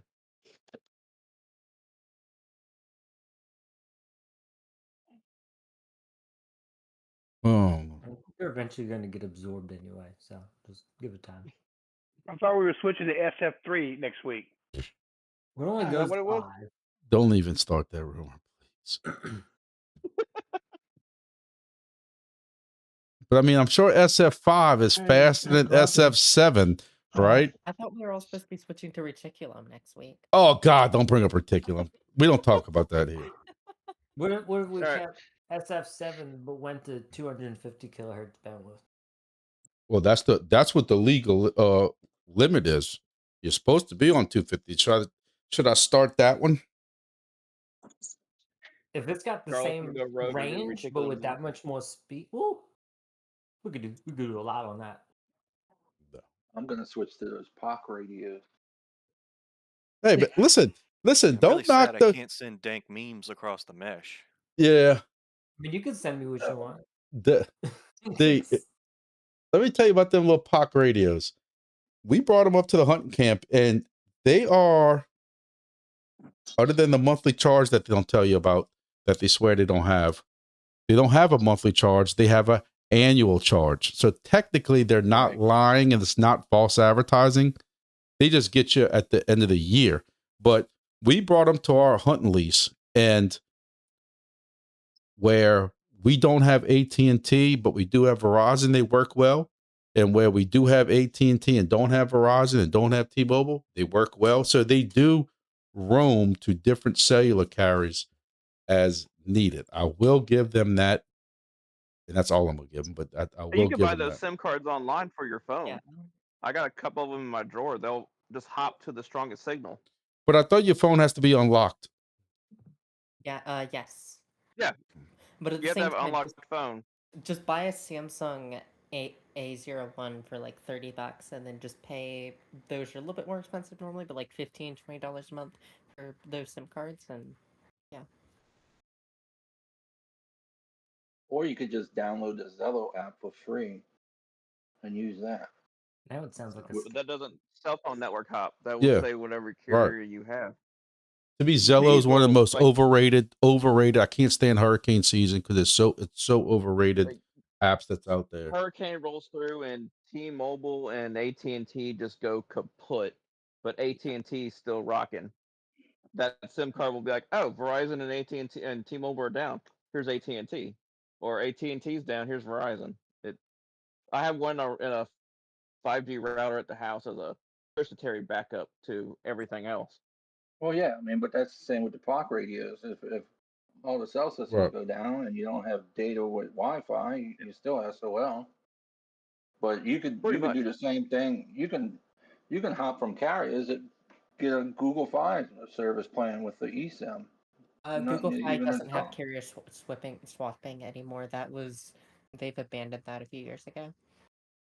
Yeah, now they Really? run off What T-Mobile. vendor are y'all going with for those Sims? So it's like GI. Let me figure it. Hold on, because I bought one of the routers, and they sell the Sims on their website. Oh, GLI Net? I got a couple of theirs. Yeah, that one. Yeah.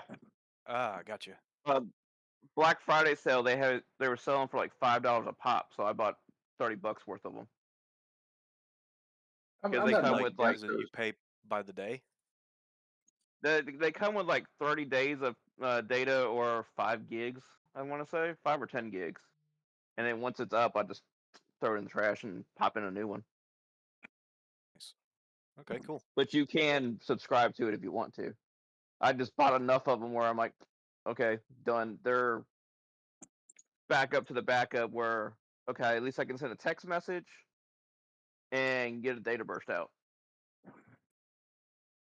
Yeah, and a lot of the networking stack stuff that you can run now, it'll be like, hey, if we're on this sim, nothing works except for, you know, SMTP, like email or something like that. Like the way your kid doesn't fire up Netflix on your on your 10 gig SIM card and just eat it in 5 minutes. I got it set on my router where I gotta go log in and activate the data. It'll switch to it, but I'll get a notification saying SIM2 no data, and then go in there and manually kick Yeah, it on. I just use QoL and just kill. I think I killed all like Netflix, YouTube to 1 megabit a second. It works pretty well. Yeah. I mean, on my Starlink dish on standby mode, I can still pull up YouTube. Yeah. So next hurricane, I'm gonna be sitting there watching Grumpy's video while Katrina's rolling through. Well, luckily, I don't do them in 4K, so I'm still trying to figure out why my videos look so bad, and I'm using a 1080p camera. But the 1080p camera is about 15 years old, but to me, it's still 1080p. So Is there a compression whenever you're uploading? Remember, I don't 1080p know. isn't everything. Bitrate, quality Yeah, sensors. I'm going whatever the recommended settings are. Because when I do any videos that are outside, I try to do it in 4K because I know most people are watching videos on YouTube on a TV in 4K. I'll upload that, and I got to change the compression and change the bit rates and all that stuff like that on Power Director, or Cyber Director, or whatever the hell it's called, for 4K for YouTube. But I just find the 1080p shit looks like shit. And I Google the recommended settings, but I think it's just my camera. My camera's an old Logitech that's when 1080p first came out, like I said, 10, 12, 15 years ago. Your But best thing to do is just if you have like an old DSLR or mirrorless or anything, then just pick up an HDMI capture card. That's the best way to get good quality. let me tell you, people ain't watching my fucking videos for quality. Trust me, they Yeah, know. man, look, we They need know better. some off. That's why I we had need that some. that scrolling thing in the beginning. If you come into my channel looking for quality, you took a wrong turn somewhere. Yeah, man, Grumpy needs some RGB in the background. I have some RGB on off-center my computer. lighting. We need On- He light needs a ring. rings. I was gonna say he needs a ring light and then Yeah. some filters to glow him up a little bit. Yeah. I had all those plans and stuff when I made my video, my YouTube studio. Then I had to go rearrange it to fit 3D printers and all this other crap. And You're spending all your money on. yeah, and then I had to go put this black repeaters. shade behind me because my wife had to have these fancy white plantation shutters, and then it's so bright that everything bleeds through, and it's like, oh, Jesus, first world problems. I'm really curious about this Lake Charles mesh map.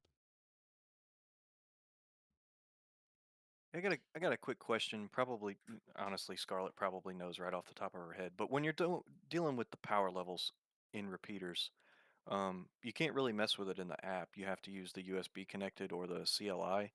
Is 22 dBm still maximum power for everything? It just scales differently based on the device. For the most part, yes. So how most do it, just because basically everything's using the SX1262, and then they just boost it. The E22P, rack, Heltec, all of them use the same LoRa chip. They just amplify it out. So 22 decibel is what you're telling the SX1262 to broadcast at, and then their internal amplifier will push that up to 28 decibel, 30 decibel higher than whatever you're using. Okay, all right. So if I'm at, yeah, all right. So if I set everything to 22 and it's on the SX1262 chip, that's going to be max power. I also Yes. read somewhere that if you set it to 0, it defaults to max power. Is that a thing or no? I have not read through the firmware in that section, so possibly yes, but I would just set it to 22. But yeah, I haven't read through the firmware, so that may be true, but I can't answer that. Okay, sounds good. I'll leave it at 22. Scarlett, can I search in the repeater control channel Discord? Can I search by name? Yeah. Are you trying to search a repeater name? Yes. I think it's, I forget the command. Do you search? Are you searching by prefix or name? I think Name. you said name. I think what's the command? But it probably dropped off if it hasn't seen it in what, 30 days? I believe so. Yes. Yeah, it probably hasn't seen it. I hadn't seen it since I programmed it and brought it. I was trying to find my Lake Charles repeater. I don't remember what the Give me a minute. text. I might be able to check the database. I'm pretty sure it still logs it even. I'm just trying to figure out on this mesh map or on a mesh mapper map in Lake Charles, these different repeaters that this thing pinged 6 days ago. What's the name of it? Unless somebody drove through there. Lake Charles. Lake Charles. Okay. Let's see. Did it come through on like the good propagation day we had last week? Well, I don't know. Somebody drove through Lake Charles last week around the whole circle. And I'm going out there for the air show, so I was going to do some war driving while I was out there. supposedly they put it on a hospital or something out there that they had some ham equipment.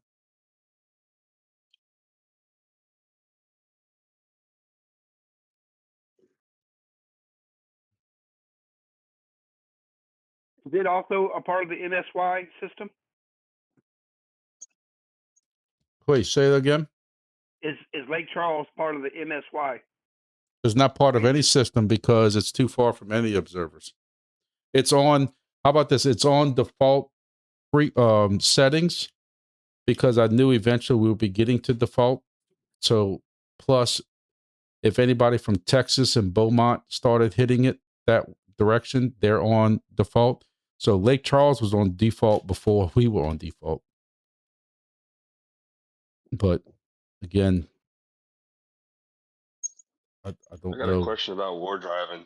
Go ahead. Just drive around, or do you have to like flood an advert, or you just send messages, or It's a separate drive around? it's a separate app you have to download. But what I've recently learned is now, in the past you had to have two separate radios in your car, two separate companions. But it seems like iPhone now finally caught up with the fake iPhones, and now you can use one radio and connect both apps, the regular MESHCORE app you're using and Mesh Mapper. But yes, on Mesh Mapper, you go to the bottom and you press connect to your radio. Then you go to map and you press hybrid and you start driving around. All right, 'cause today I went from the North Shore down to you, then I went to Baton Rouge. Dude, then I man, went you got to be east. mesh mapping. Don't mesh map too much because then I might lose my first place to you. So just enough that you can beat Dan out. I just Yeah. like keeping Explorer. Don't Do take it that. all Yeah, I the drove. time. Don't take that.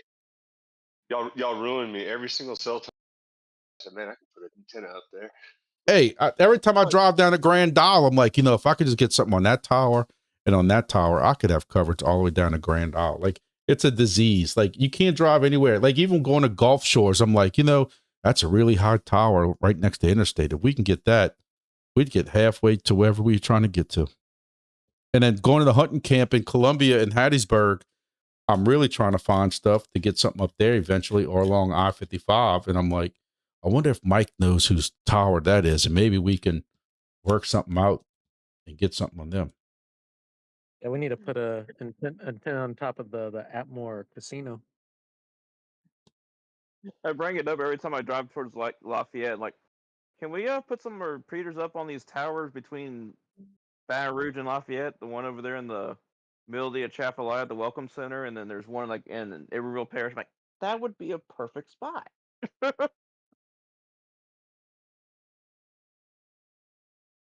Hey, Grumpy, you said you had a PowerPoint. You think maybe you could share that with me? Yeah, what I was saying is I gotta clean it up. It's got some public safety stuff in it, also mixed up. I gotta clean it up and then take some of the nonsense out. Not that it's anything secretive, it's just that it's just got some L-Wind, like the Louisiana radio system and different backup things mixed in it also. It's one big PowerPoint. I just gotta take some of that out of it. Okay, but I'd probably have to modify it for me anyway. Yeah. Yeah, it's not that big. It's really just, I didn't want to sit there and bore them either. It's a very high level overview of what Mesh Mapper is at about as highest of a level to kind of convince them that it's something that's usable, but nothing more than that, if that makes sense. That makes no sense. Yeah, I got a Mesh sounds Mapper like question. All right, Mesh Mapper question. So I see on there's a couple of them. I guess these are the key repeaters.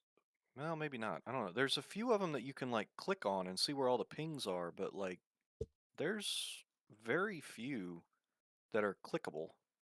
Do I have a setting messed up or something?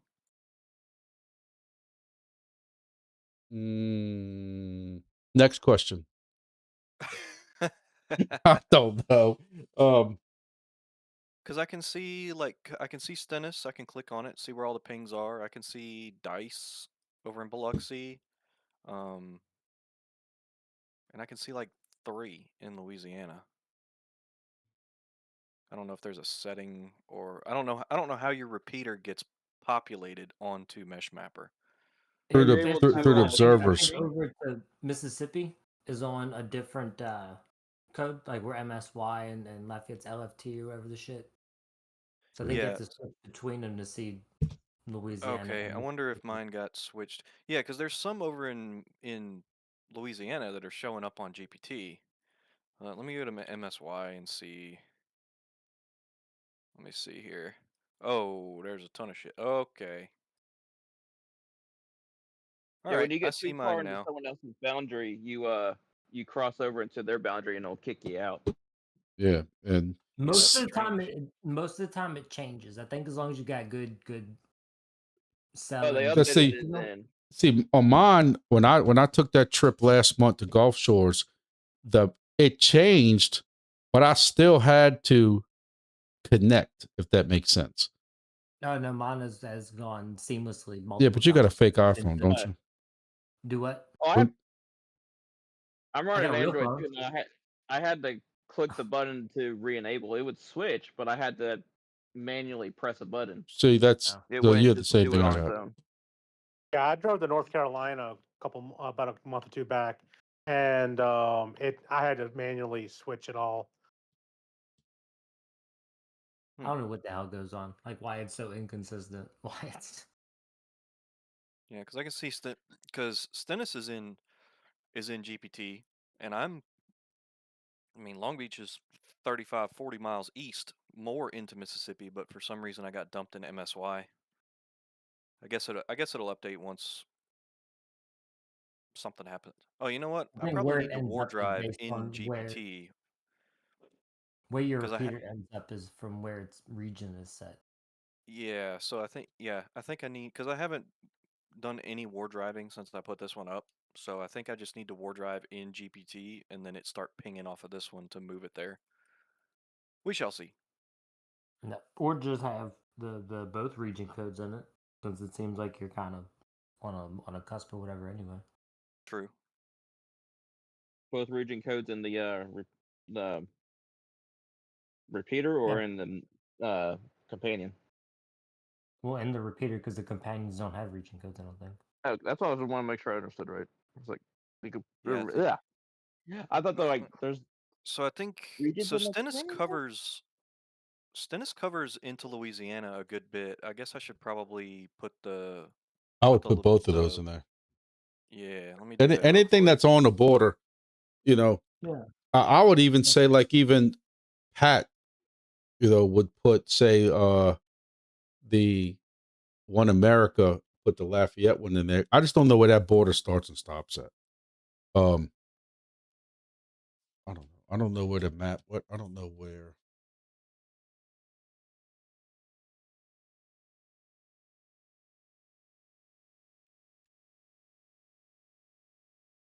Let me get into Stennis real quick and add those. That way, people on the border of Louisiana across the river can ping off of it.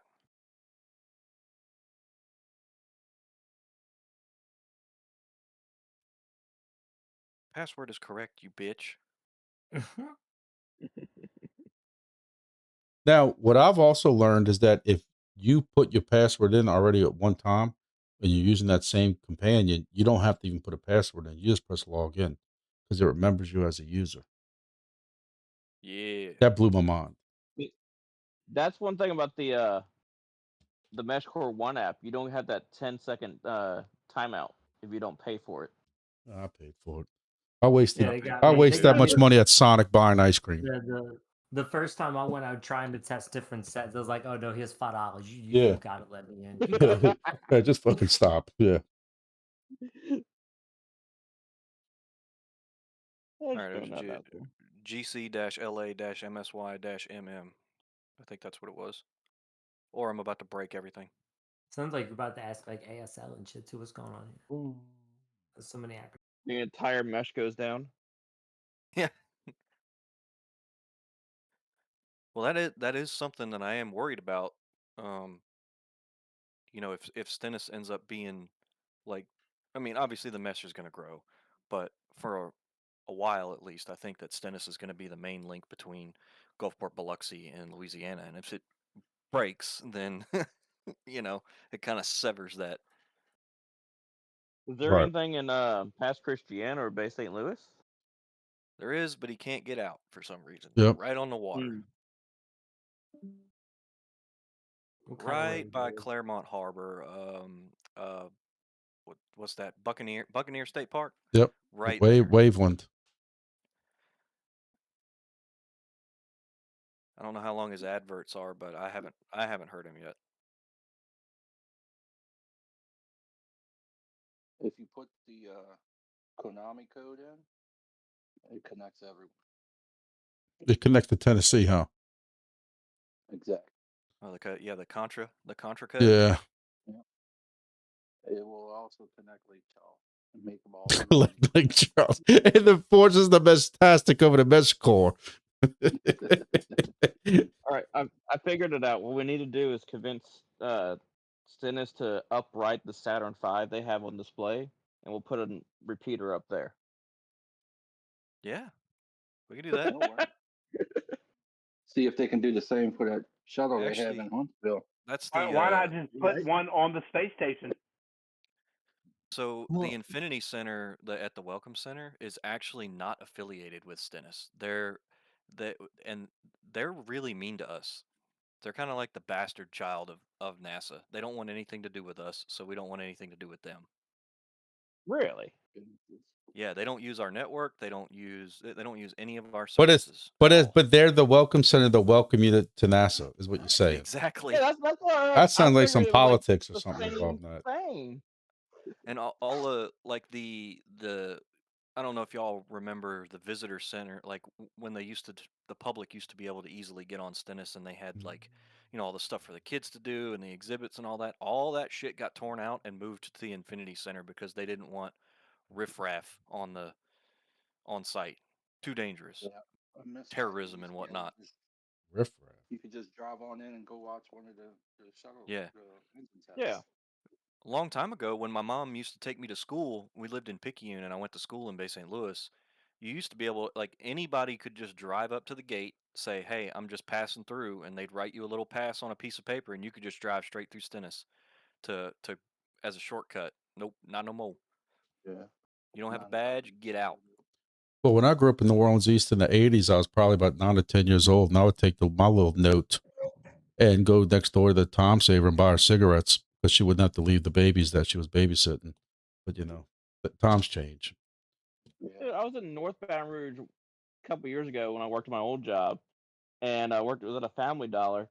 This 5-year-old kid walks in there, talks to the girl behind the counter, and says, "Hey, I'm buying my mom cigarettes." Hands the girl a 20. She hands him 2 packs of cigarettes, and he walks out. I'm like, They still do that?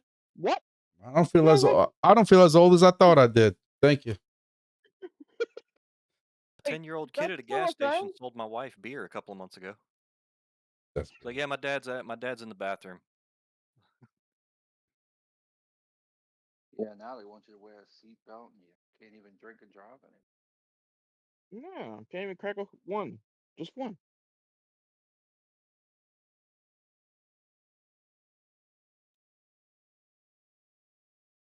All right, Pat. So what's the next tower we installing after we do Convent tomorrow? Well, I was thinking about that a little bit. We got a new one we're looking at that's going to be in, it's past Morganza, or in that area. It's a grain silo, and he's already talked to the guy. So we're waiting to hear if they're going to allow it with the next higher up. You know how that goes. The next one that we're going to climb will be for Mike over there Wilmer? at Wilmer. Yes, I like sir. that. I saw that one the other day when I drove through there. I like that. Yep, that's about 200 feet. Now, I couldn't believe I made it to. I'm not gonna say how. Well, the guy who climbed for me Yep. made it 255 feet in 30 minutes. I'm like, dang, That sounds like a hill youngster you climb. must have had in climbing I that. must have been a young guy. 255 feet in 30 minutes. I'm like, look at him go. Well, He's the like 60 something years old. the way it's looking right now, that youngster might have to go climb Washington parishes also, because my tower climbers are so backed up right now. But how high is that one going? 400. No. Wait a I minute. don't think I can make You that tell me high. that guy. You tell me that youngster can't climb the 400 feet. You just. Hey, that 255 was pretty tough. Hey, I'll tell you what. When our tower climber came down Saturday, he almost stripped his clothes off. He was so worn out. It was miserable Saturday morning. It What was time like did he start? 8 o'clock. I got up there at 7. I think it was about. I guess when Tony got there, it's about 7:15. It was. It's So, it's also in between like 2 or 3 buildings, so there's no wind at all, and it was just Yeah. baking, miserable hot. I'm just kind of worried. I'm sitting there right by the nuclear power plant. I mean, literally on the back door of it. I was waiting for somebody to come right over here. Hey, what you doing up there? And I took pictures, but I didn't post any of the nuclear power plant because that'd be the first thing somebody'd see it. Say, oh, you got pictures of the nuclear power plant. Now you can get that on Google Earth. Google Earth. Yep, but But you can't fly. here's My drone will not fly there. No. Here's the $1 million question though. When we putting some up in Ascension? Hey, I'm gonna tell you, I keep going to the Ascension Club's meetings, and they just don't like. I stand up and I say my little piece. I'm like, hey, guys, and I tell them straight up. I'm trying to straight up bully them. I'm like, every other parish around here is making y'all look bad. Y'all have nothing out here, and they just move on to POTA. That's all they want to talk about. They are very big in the POTA. They love their POTA. I keep trying to tell them that MESHCORE is something that they can use during POTA to be able to talk to other people around here doing POTA. But, I tried that, and that didn't work either. How's POTA? Parks in the Air for ham radio. You activate a park, and you get little points, and you got a website, POTA.app. And, you just, it's the hobby thing. Soda. Yep, soda. Summits on the air. Yep. IOTA. To the top of a mountain. Islands on the air. Anonymous men to Islands on talk the to air. other anonymous men that are in the parks. They have women every now and then. At least they sound like women. Yeah. Oh, but and I tell you Or- what, if or you what hear the- a woman on the ham airwaves, dude, there's a freaking pile up. Hey, People trying to get that contact. Or what they do, I learned, is they get their significant other, because now on these radios like my ICOM, I can record. So you get a female to call out the park and the call sign, QRZ, so-and-so, to get all these guys to answer. And then you answer them back, and they're like, oh, shit, I got caught again. And they got just, catfish, catfished bait and switch. again. And listen, and then they'll sit there and play it again. And here comes all these guys, and then caught them again, like over and over and over. During field day, I was over there in the Ascension trailer for a little bit, and there was this girl in Pennsylvania that was making contacts, and we kept trying to reach back out to her and kept getting blown out the water. Well, this other dude that was literally like 5 minutes down the road from her was just blasting us out the water. How was the contacts for that day? I didn't hear much on my radio. Was the waves I know good they or? got they got a few. Like I sat in there for about 45 minutes, just hearing back and forth, people making contacts all over the place. I know they reached at least like 49 out of the 50 states. I don't know which one they missed, but I mean, I tried 160 meters, 80 meters, 40 meters. Wasn't much. I heard somebody a little bit on 40, but Well, I don't know if y'all, I know some of y'all ain't familiar with it, but if you ever go look up on YouTube, POTA Power, all one word, the girl's name's Julie. She does it with her husband. And they also have figured out that if you do YouTube Live, and she's got some, I don't know what way to put it where I don't get in trouble, some like front gain antennas that are extra dB, if you get my drift. She likes to wear her short cut shirts in the front and stuff like that. She's got some she does have some assets. So not only did they get pileups on the radio, but even on the YouTube Live with all these ham simps trying to contact her and everything like that. And it goes to show you, like, they're never short on contacts or anything like that. They're never short on contacts. They got pileups, and all these guys are commenting on their YouTube and trying to contact them on the radio, and it's like, Jesus. Jesus. Grumpy, if you would maybe, take some notes from her and maybe dress a little skimpy at the Ascension meetings, maybe you'd grab their attention. Jesus Christ. You're about to get banned out of Discord. Get out. Just like like I just need like some I better kicked my high daughter heels. out the house. You're gone. Goodbye. Charlotte, You are the weakest link. Goodbye. Short shorts we can send to him to spruce him up a little bit. Let me tell I you might have something. some, yeah. If I wore that to the ham club meeting, they would go from record crowds to zero crowds. You don't know. You don't know. This is 2026, Doc. I mean, you show up to Low Step on Wednesday like that, we're gonna lop our butts off. No. Look, wear a crop top that says Grumpy and some little shorts. probably could get Luke to dress up like that. There ain't enough alcohol. No, he needs to get a henna tattoo right above his butt crack that says Grumpy, and then wear the little crop Oh, top. my wife and kids complain enough about seeing my butt crack. I don't need to show it to nobody else. They're like, "Are you sure you weren't a Are you sure you weren't a plumber in another lifetime?" Because Can we volunteer Luke since he's not here to have to do that? yeah, he could probably. think we should. He's probably the only person that could fit in Scarlett's outfits. Yep. And I think he's already got I think he's already got a tattoo in the small of his back, so he's already good to go. Probably so. He branded. You need the MESHCORE tattoo there, man. Oh, jeez. Hey, speaking of that, hey, Grumpy, do we have T-shirts that say Gulf Coast MESHCORE or anything like that? That's when we go to the Ham Fest? That's a Scarlett question. She's in charge of merchandising. All of the Gulf Coast Mesh stuff is under public domain. Feel free to get it printed on. In other words, it's open source. There you go. What's the It's open we source. Get the Grumpy Core or whatever. What's the LLC called? The LLC right now is called Grumpy Studios, and then it's going to be DBA Grumpy Mesh according to the Terminator AI. That's how it suggested I'd do it. I don't understand it, but That's what we need on the shirts then.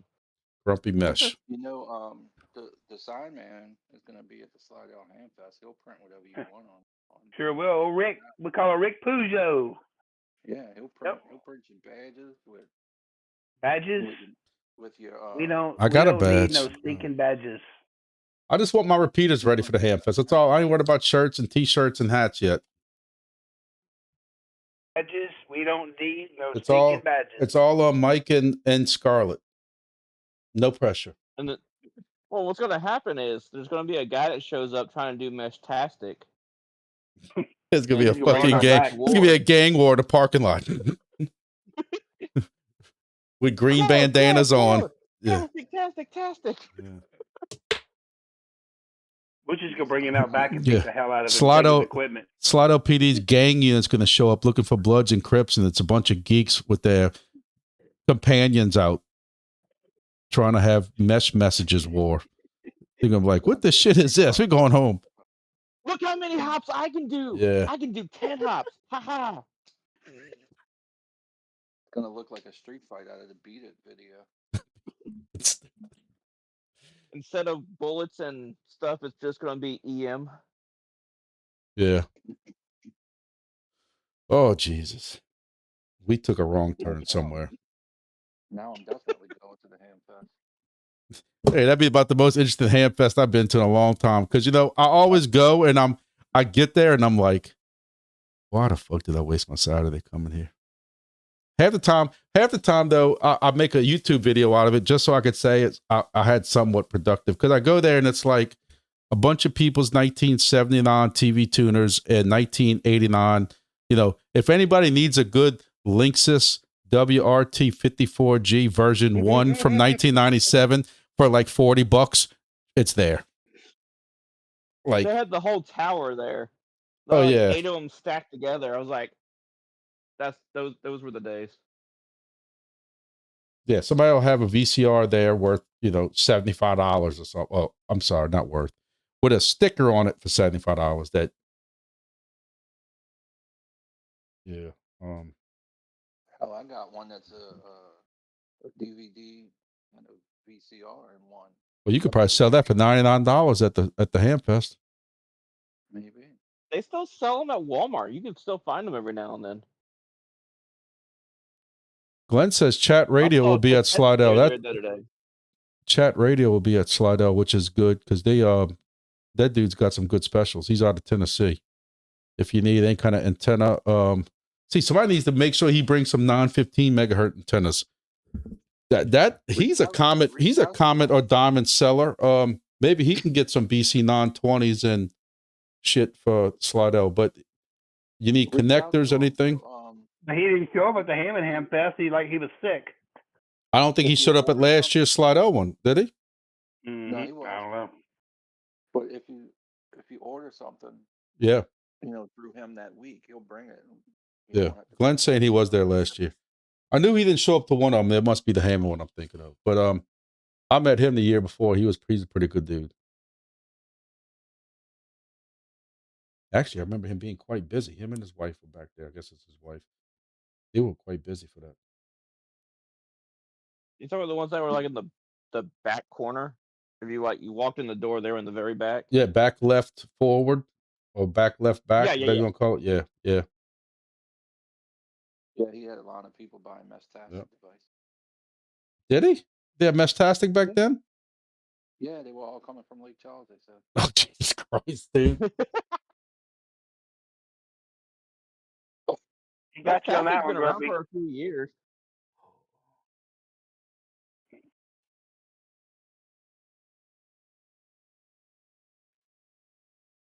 Oh, I just can't. Oh, oh, oh. Get him.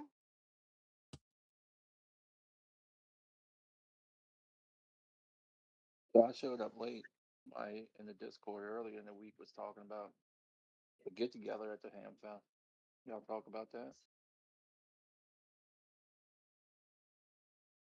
At the Hooters down the Everybody's gonna be street. like, "You want to see my node?"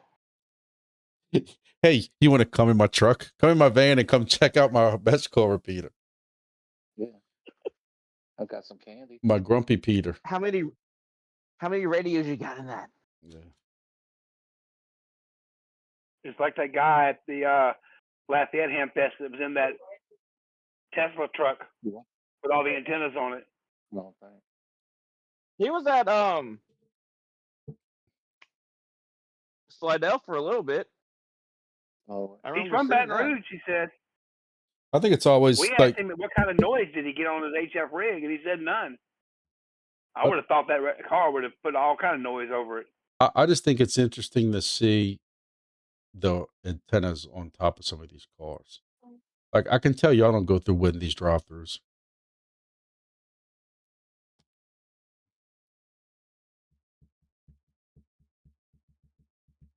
My antenna on my passport slaps the little bar when I pull in the parking garage at work.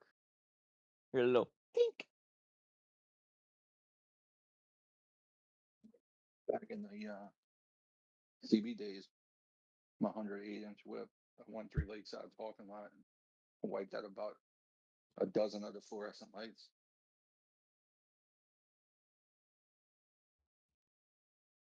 I still can't believe that's still a thing kids do with their pickups is put giant CB antennas on there because Hey, it looks cool. I'm like, I was get so your actual proud. CB. I was so proud of my And not son even when have he a asked CD me in their that. truck. I was so proud of my son when he asked me to help him put a CB antenna on there. And I'm like, okay, well, who you talk to? Well, I'm not going to use it. I'm like, then what the fuck did I spend all? Yeah. You went and bought like a comment and were like, here you go. No, he Well, he wait till put you see my my excursion. he put my Cobra, was it K40 or whatever it was, the real long whip? Was it Cobra or K? Who was it? K40 makes an antenna. Yeah, K40. It's, Yeah, it was. Oh Jesus. Yeah, K40. K40 antenna, like on top of the back of his pickup truck, and I'm like, okay. Wait to see my excursion once I get it all finished. I'm gonna have 2 9-foot whips on the back of it, one for CB, one for HF with an auto tuner, and I'm gonna have a bunch of UHF, VHF, and some 900 megahertz antennas on it. Luke makes fun of me every time I pass by in my truck because I got a 7-800 whip. Oh, what do you call it? Little thing on it, and then I got UHF whip on it on my truck with GMRS and ham, VHF on the other side. Then I got 2 900 Muzzies up there, or Muzzies, or whatever you want to call them, because one's for back when I had to run 2 separate radios. One was for my companion, Did you get hit and by the another other tornado? one, what's that? So, yeah, I think I got 1, 2, 3, 4, 5 antennas on top of my pickup truck. I mean, they're all of them are 6 inches or 7 inches, which what I'm heard Anybody else is, lose them, or is it just me? That's what she said. that's I think that's plenty long enough myself, from what I'm told, if not too long, So, Yeah, I have my AM FM antenna in the back glass of my camera, and that's about it.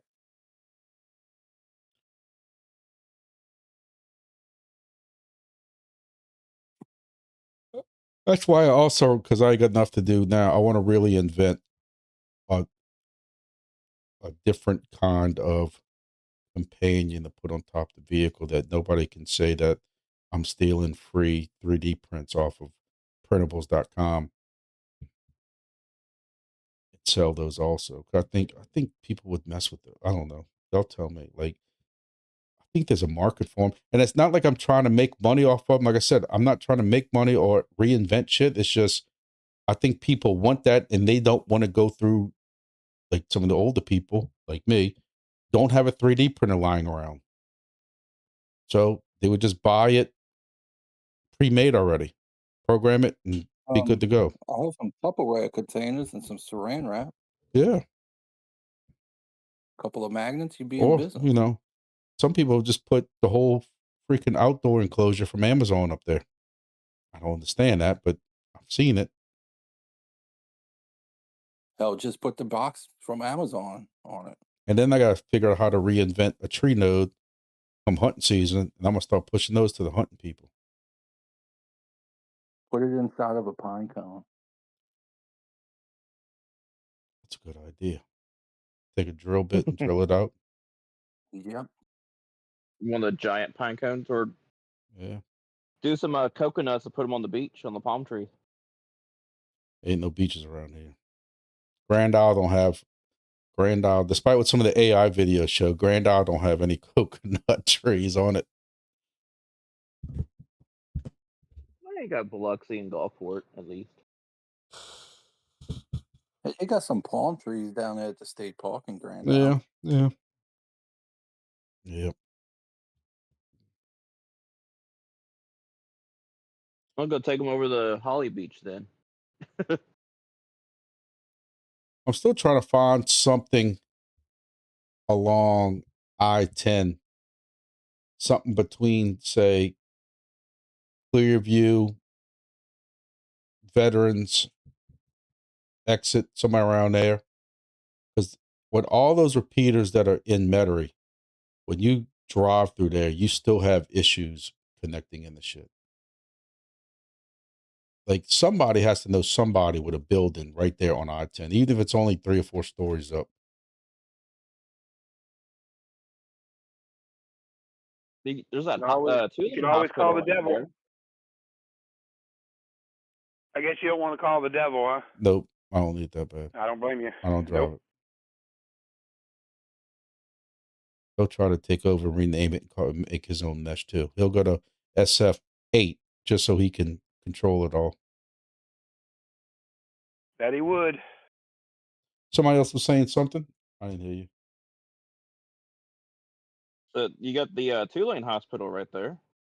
I know, but my contact at East Jeff runs East Jeff and runs the Causeway Hospital and runs another one somewhere in New Orleans. He doesn't have, even though they're both LCMC,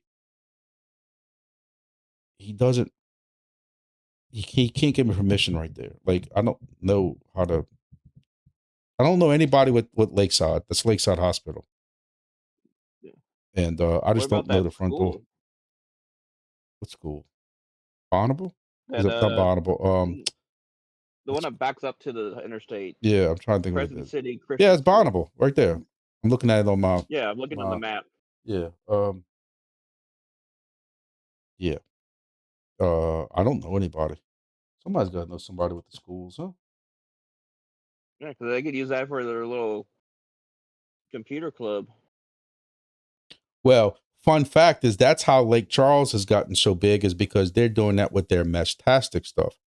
Is they're with the STEM people or whatever, the science and technology groups in Lake Charles schools. Yeah. And that's how they got, and from what I think they got grants or funding or something like that to buy a couple of the Meshtastic things over there, which is quite smart. I'll give it to them. But I wonder if, like, putting some ratchet strap solar nodes to that parking garage at the mall. I wonder if they would let us do that. I wouldn't. Parking garage at I'm the just throwing stuff. mall. I'm looking on Google Maps right now, just kind of driving around.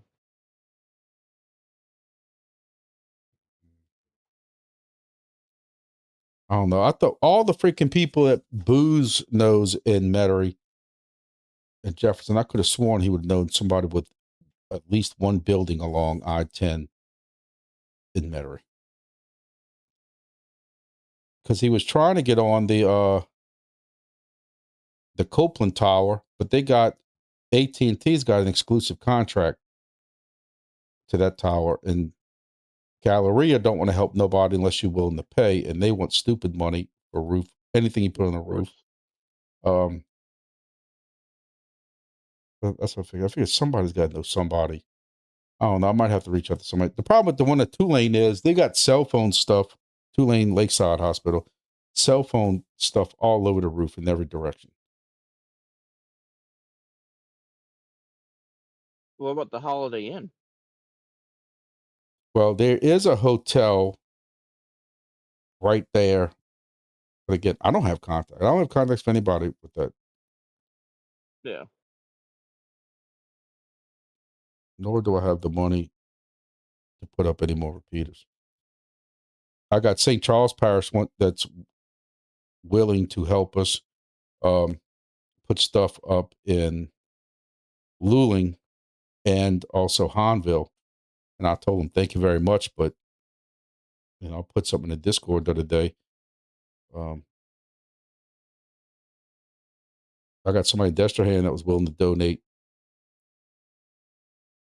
a repeater to Hanville, but that needs tower. Both of those need tower climbers. Well, Hanville I might be able to get by because they got the courthouse and they come out putting one on top of the courthouse. And then Houma, they need help. There's a lot of shit.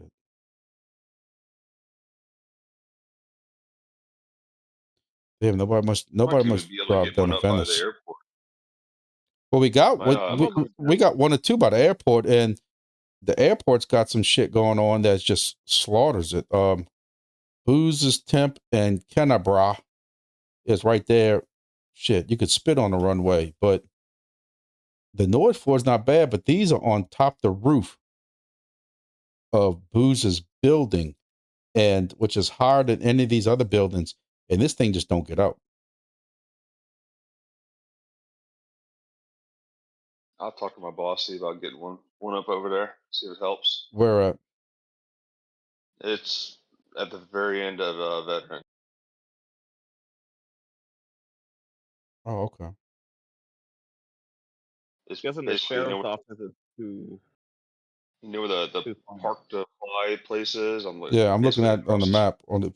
If you look on Discord, I'm sharing my screen. I'm on that map right now. Hey, Grumpy, Yes. you get that one up in Mandeville at the fire Nope. station, or it's Nope. still testing? I got it's still in testing in my closet. I don't think it's plugged in anymore, but I'm not going to wrong you like that. It's literally sitting in my closet, all put together, ready to go. Scott's repeater. But Mandeville, I don't want to shame them on this Discord, but Aim them. it's just the Mandeville Fire guys and the Mandeville Fire IT guy is all for it. St. Tammany EOC is pushing them to get it. But there's somebody higher up in the food chain. That's the one I was telling you that the city, somebody high up in the city wants a MOU signed with the Gulf Coast Mesh with somebody's name signed on the bottom, and I'm not doing it. And he said, if we get a letterhead and we get an MOU signed with somebody responsible's name on it, they will put them up at the Mandeville fire stations. I'm like, well, I guess it's not happening because I'm not putting my name on that. So is that for all of them in Mandeville, or just the ones within Mandeville city limits? No, well, this is Mandeville City Fire Department, so I'm assuming what do they have? 4? We said they have 4. Yeah, there's 4, and 2 of them are outside city limits. The one on 1088's outside city limits, and the one on 190 past. But the one on 1088 doesn't have a tower, does it? No. The one on 59 has a tower. Yeah, and that one's outside city limits as well. Well, they were letting us put one on Gerard Street. That was Gerard, right? Yeah. Yeah, it's right about And then they got the other one that was on 22. Yeah. And Those right are there, both within yeah, limits. right next to the gas, right next to the Yeah, by gas the gas station. station. Yeah. And I was going to install them for them and everything.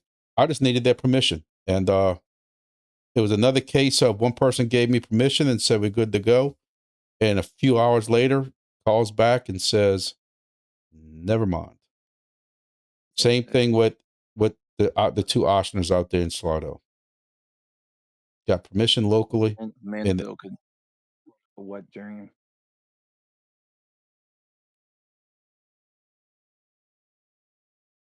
I I'm can't not even sure. get half a mile away from my house with all the trees. well, the guy who helped build a lot of this in the beginning, Robbie, he lives in that same area, Mandeville, and has his business on 22, and he can barely get in or out himself, and he's not as active now because of that. And the fire departments, both fire departments would have helped him a lot because they were right across the street, and I couldn't do anything. It's on them. And see what's strange is my stupid little P1, okay?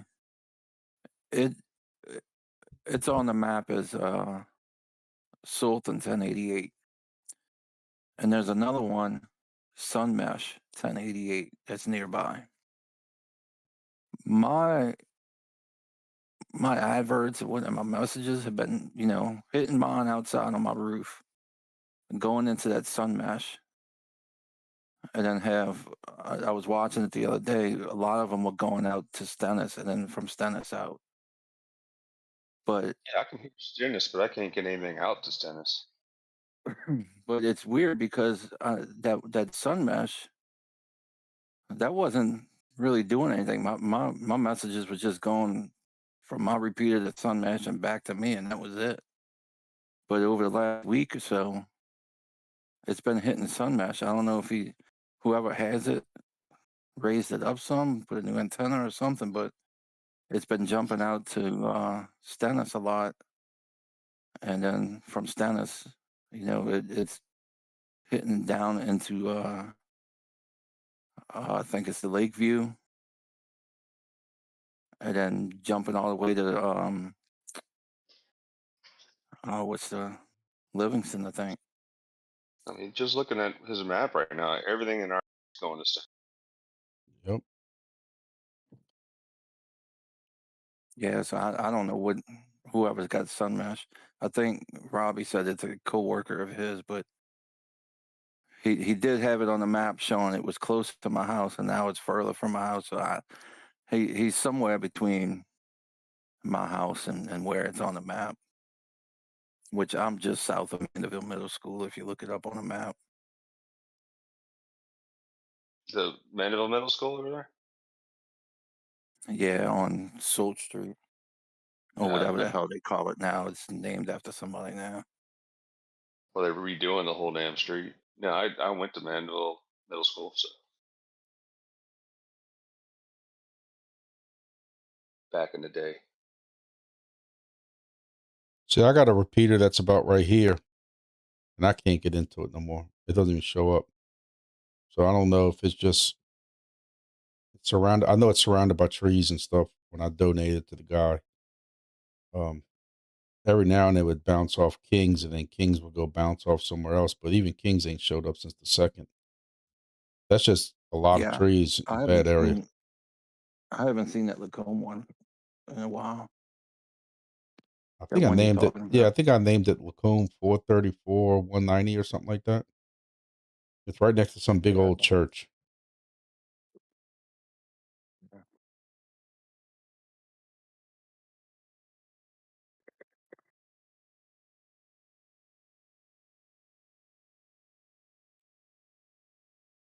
And that Arsenal over on 434, that's one that's giving you problems too. Not the hospital, but across the street from the hospital. if you know what location I'm talking about, they had told me that they were willing to put one up too. And then when it came down to it, it's like, yeah, like we just gotta get, get it approved by 1 or 2 more people and we're good to go. And never heard any more about like that. The St. Tammany Parish EOC was supposed to be handling all that. Yeah. I don't know what it is, I can only deal with so many fires at one point.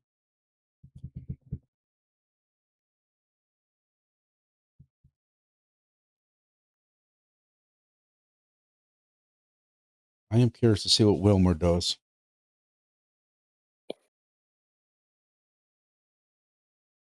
Mike, how are we looking on getting Wilmer ready? All I'm waiting on is The box to be finished. no, it's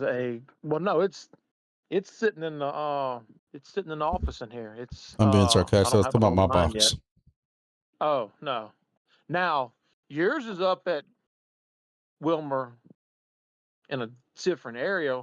We need to get that one, and it can be used somewhere else. Well, Because I know somebody who can climb it. I'll just get the same guy that. Oh, never mind. He's not on here no more. That dude he makes fun of everybody else for sneaking out. What do he call it? The Irish goodbye.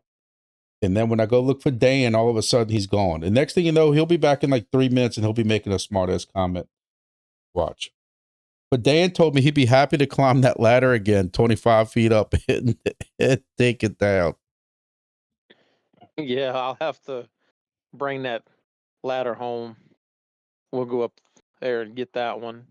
And then I need to round up somebody who can meet me one either Friday early or Saturday. And then I need to get the tower owner on site so he can open up. And he's already given us the go ahead on it. So I just have to get him and my climber, and that's it.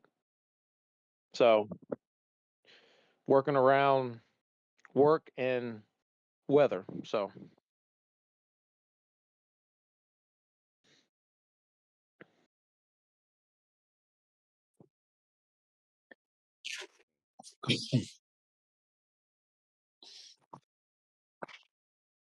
Probably mount about the same as Star Hill did, and they're the same brand tower. right. And then I've got as of right now, Friday AM, I'm setting up in Hammond at Southeastern. It's Oh gonna yeah, I I'm meant gonna to have ask you about that. 1 watt. Yeah, Cat was he donated a 1 watt rack, and since I have roof access, I'll set that one up over, and hopefully that one will help. I think it's 120-ish feet high. So that should help Hammond. That should link into Livingston with no issues. Probably probably the one at 1077 and 12 shouldn't have any issues hitting that one. So we'll see what happens.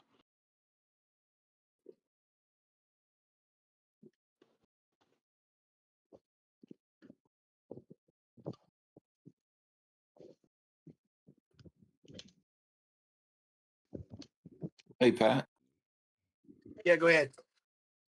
that Star Hill, Yeah. I've been hearing the adverts here in Mandeville, man. Wow. Sounds like it's got some good coverage. It's weird how it covers really good to the east, but not with a shit to the west. And I don't know why. Well, The West does Well, I can have tell some you- trees though around that bridge, because I drive through does. there occasionally. I can tell you, I can tell you why. Get that big smokestack. I'm using the P1 Pro with the stock antenna Where? here in Mandeville. Oh, yeah, Nothing but the best. that's right. Thinking of swapping out the stock antenna to an alpha. Yeah, I mean, you could do that, or you could get a coat hanger, and it probably works as good. I A think plastic coat coat hanger? Yeah, plastic one. Yeah, actually, I'm here in Star Hill, direct into A meet. So it is getting out. I haven't seen it yet. I got that Rockland 9 dB antenna in my attic as high as I can get it, man, and Abita Mandeville. And I can hear a lot of stuff, but I can't send anything out. Speaking of Abita, who's got that new one that's showing up on the map up there in Abita? So Anybody that's here? probably me. Magnum Mesh. Yeah. That's me. Magnum PR. Who's you? I'm looking at Grumpy screen. Magnum. Okay. So you are seeing it at least, or you just seeing it on the map? I've caught it once or twice down here in Mandeville. I'm hopefully I've got another setup with another antenna. I need to get down to my office is down the road about 3 miles. I can get that one a little bit higher. This stupid one I got in my attic. So I'm hoping when that happens, I'll actually be able to reach out to somebody. Yeah, I'm trying to get one up at my work, and you know where Alamosa Business Park is. Well, yeah, I'm right across the street, and that's where I'm gonna put mine up. It's off of South Street right there. Okay. Yeah, I'm at the end of Marion Lane, but our facilities manager, he's got enough on his plate right now. They're getting all kind of new equipment in the building and everything. So No, you work at the what do I want to call it? yeah, that place. Medical facility that makes the medical desalination tanks and stuff like that over there. What is it called? Forget. They got a dang ATF building over there. They got all kinds of stuff over there. All the way at the very end, Miko. Yeah, Miko. That's the one I was thinking of. Yeah, I did some work over there. Actually installed the fans over there. So that's why they don't work. I mean, it wouldn't be high. It'd either be on one of the light poles, which is probably 20 feet up, or on That's top basically of what one. I'm going to do too. Yeah, it's no, I got a lift that goes about 40 feet up. So, and that's about as high as it goes, and I can barely reach the top of my light pole with that. That's where I'm putting it. But it's higher than my attic. Yeah. He his main thing is not putting any holes in any of the buildings. So I said, well, if we put it on the building, I can put it with magnets. But then I started thinking about it. We got a shit ton of welding machines in there. I don't know how much noise that that's would going to give definitely off. That would definitely. Y'all got a lot of equipment in there. I mean, even if we put it on the administration building, it's still pretty close to all that equipment that's generating noise. I don't know how well it's going to do.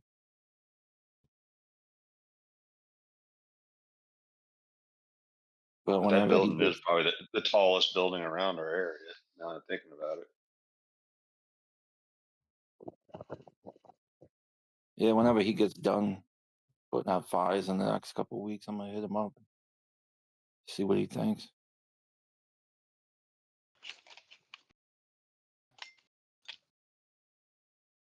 Would be nice to get on one of those two towers that's down the street by Paintball command.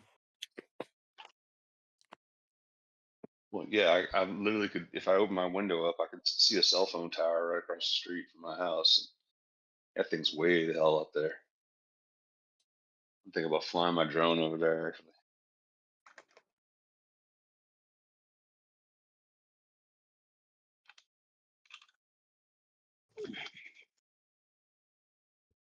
The problem with that plan is once you deploy it, you can't ever recover it or reset it or do anything with it.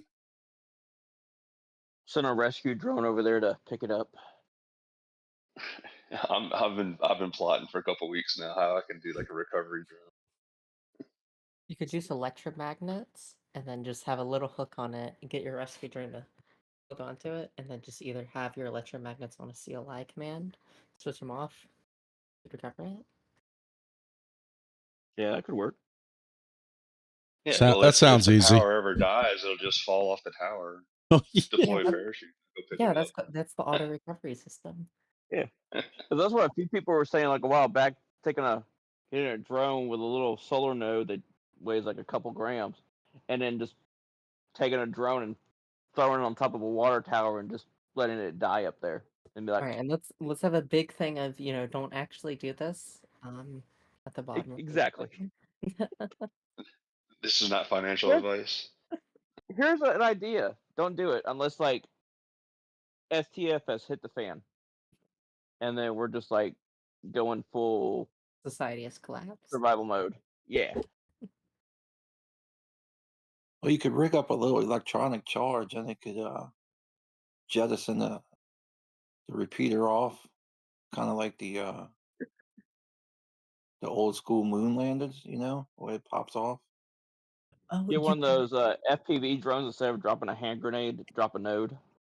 Well, you could have it so you could wire up an electromagnet and just have it running directly off the battery, and have it so whenever you pull on the hook, it would release the electromagnet. That way, it wouldn't fall off if you had an electronics failure. Yeah, I like the explosive charge better.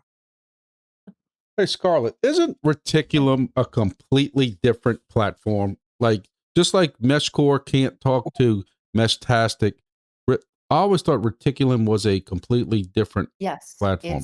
its architecture isn't even close to Meshtastic or MESHCORE. It's very interesting, but it's nowhere near like production use, and most likely it never will be due to the original maintainer just giving up on it. Right. And the community behind it's very small. It's very cool, like its architecture is very interesting, but it in its current state definitely isn't, and most likely never will be production. Well, I'm just looking at the Discord where Blazing Bytes asking Reticulum can link up different MESHCORE nodes via basically MQTT, whatever the hell it's called, by using the internet. But I don't think that's what it is. But I know there is firmwares that can link them, but Reticulum by itself is completely separate. It'd be like Meshtastic to MESHCORE, and it's not designed to use the internet. Right. But Reticulum acts a lot more like the internet in terms of it's able to send just about anything over it. It was designed to be able to send not just text; it can act as an entire network, and essentially an internet. That's what makes it so interesting. But it's at its current state not great at doing that, especially for like proper use. Yep. Sounds like something the Lake Charles gang should do too.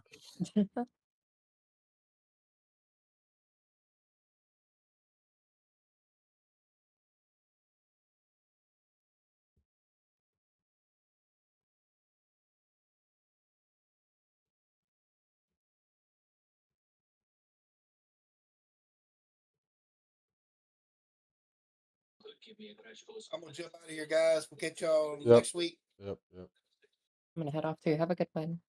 Have a good one. Mike, I'll Yep. call you later. Mike, I'll call you later too. Oh shit! Somebody give me Mike's number so I can call him too.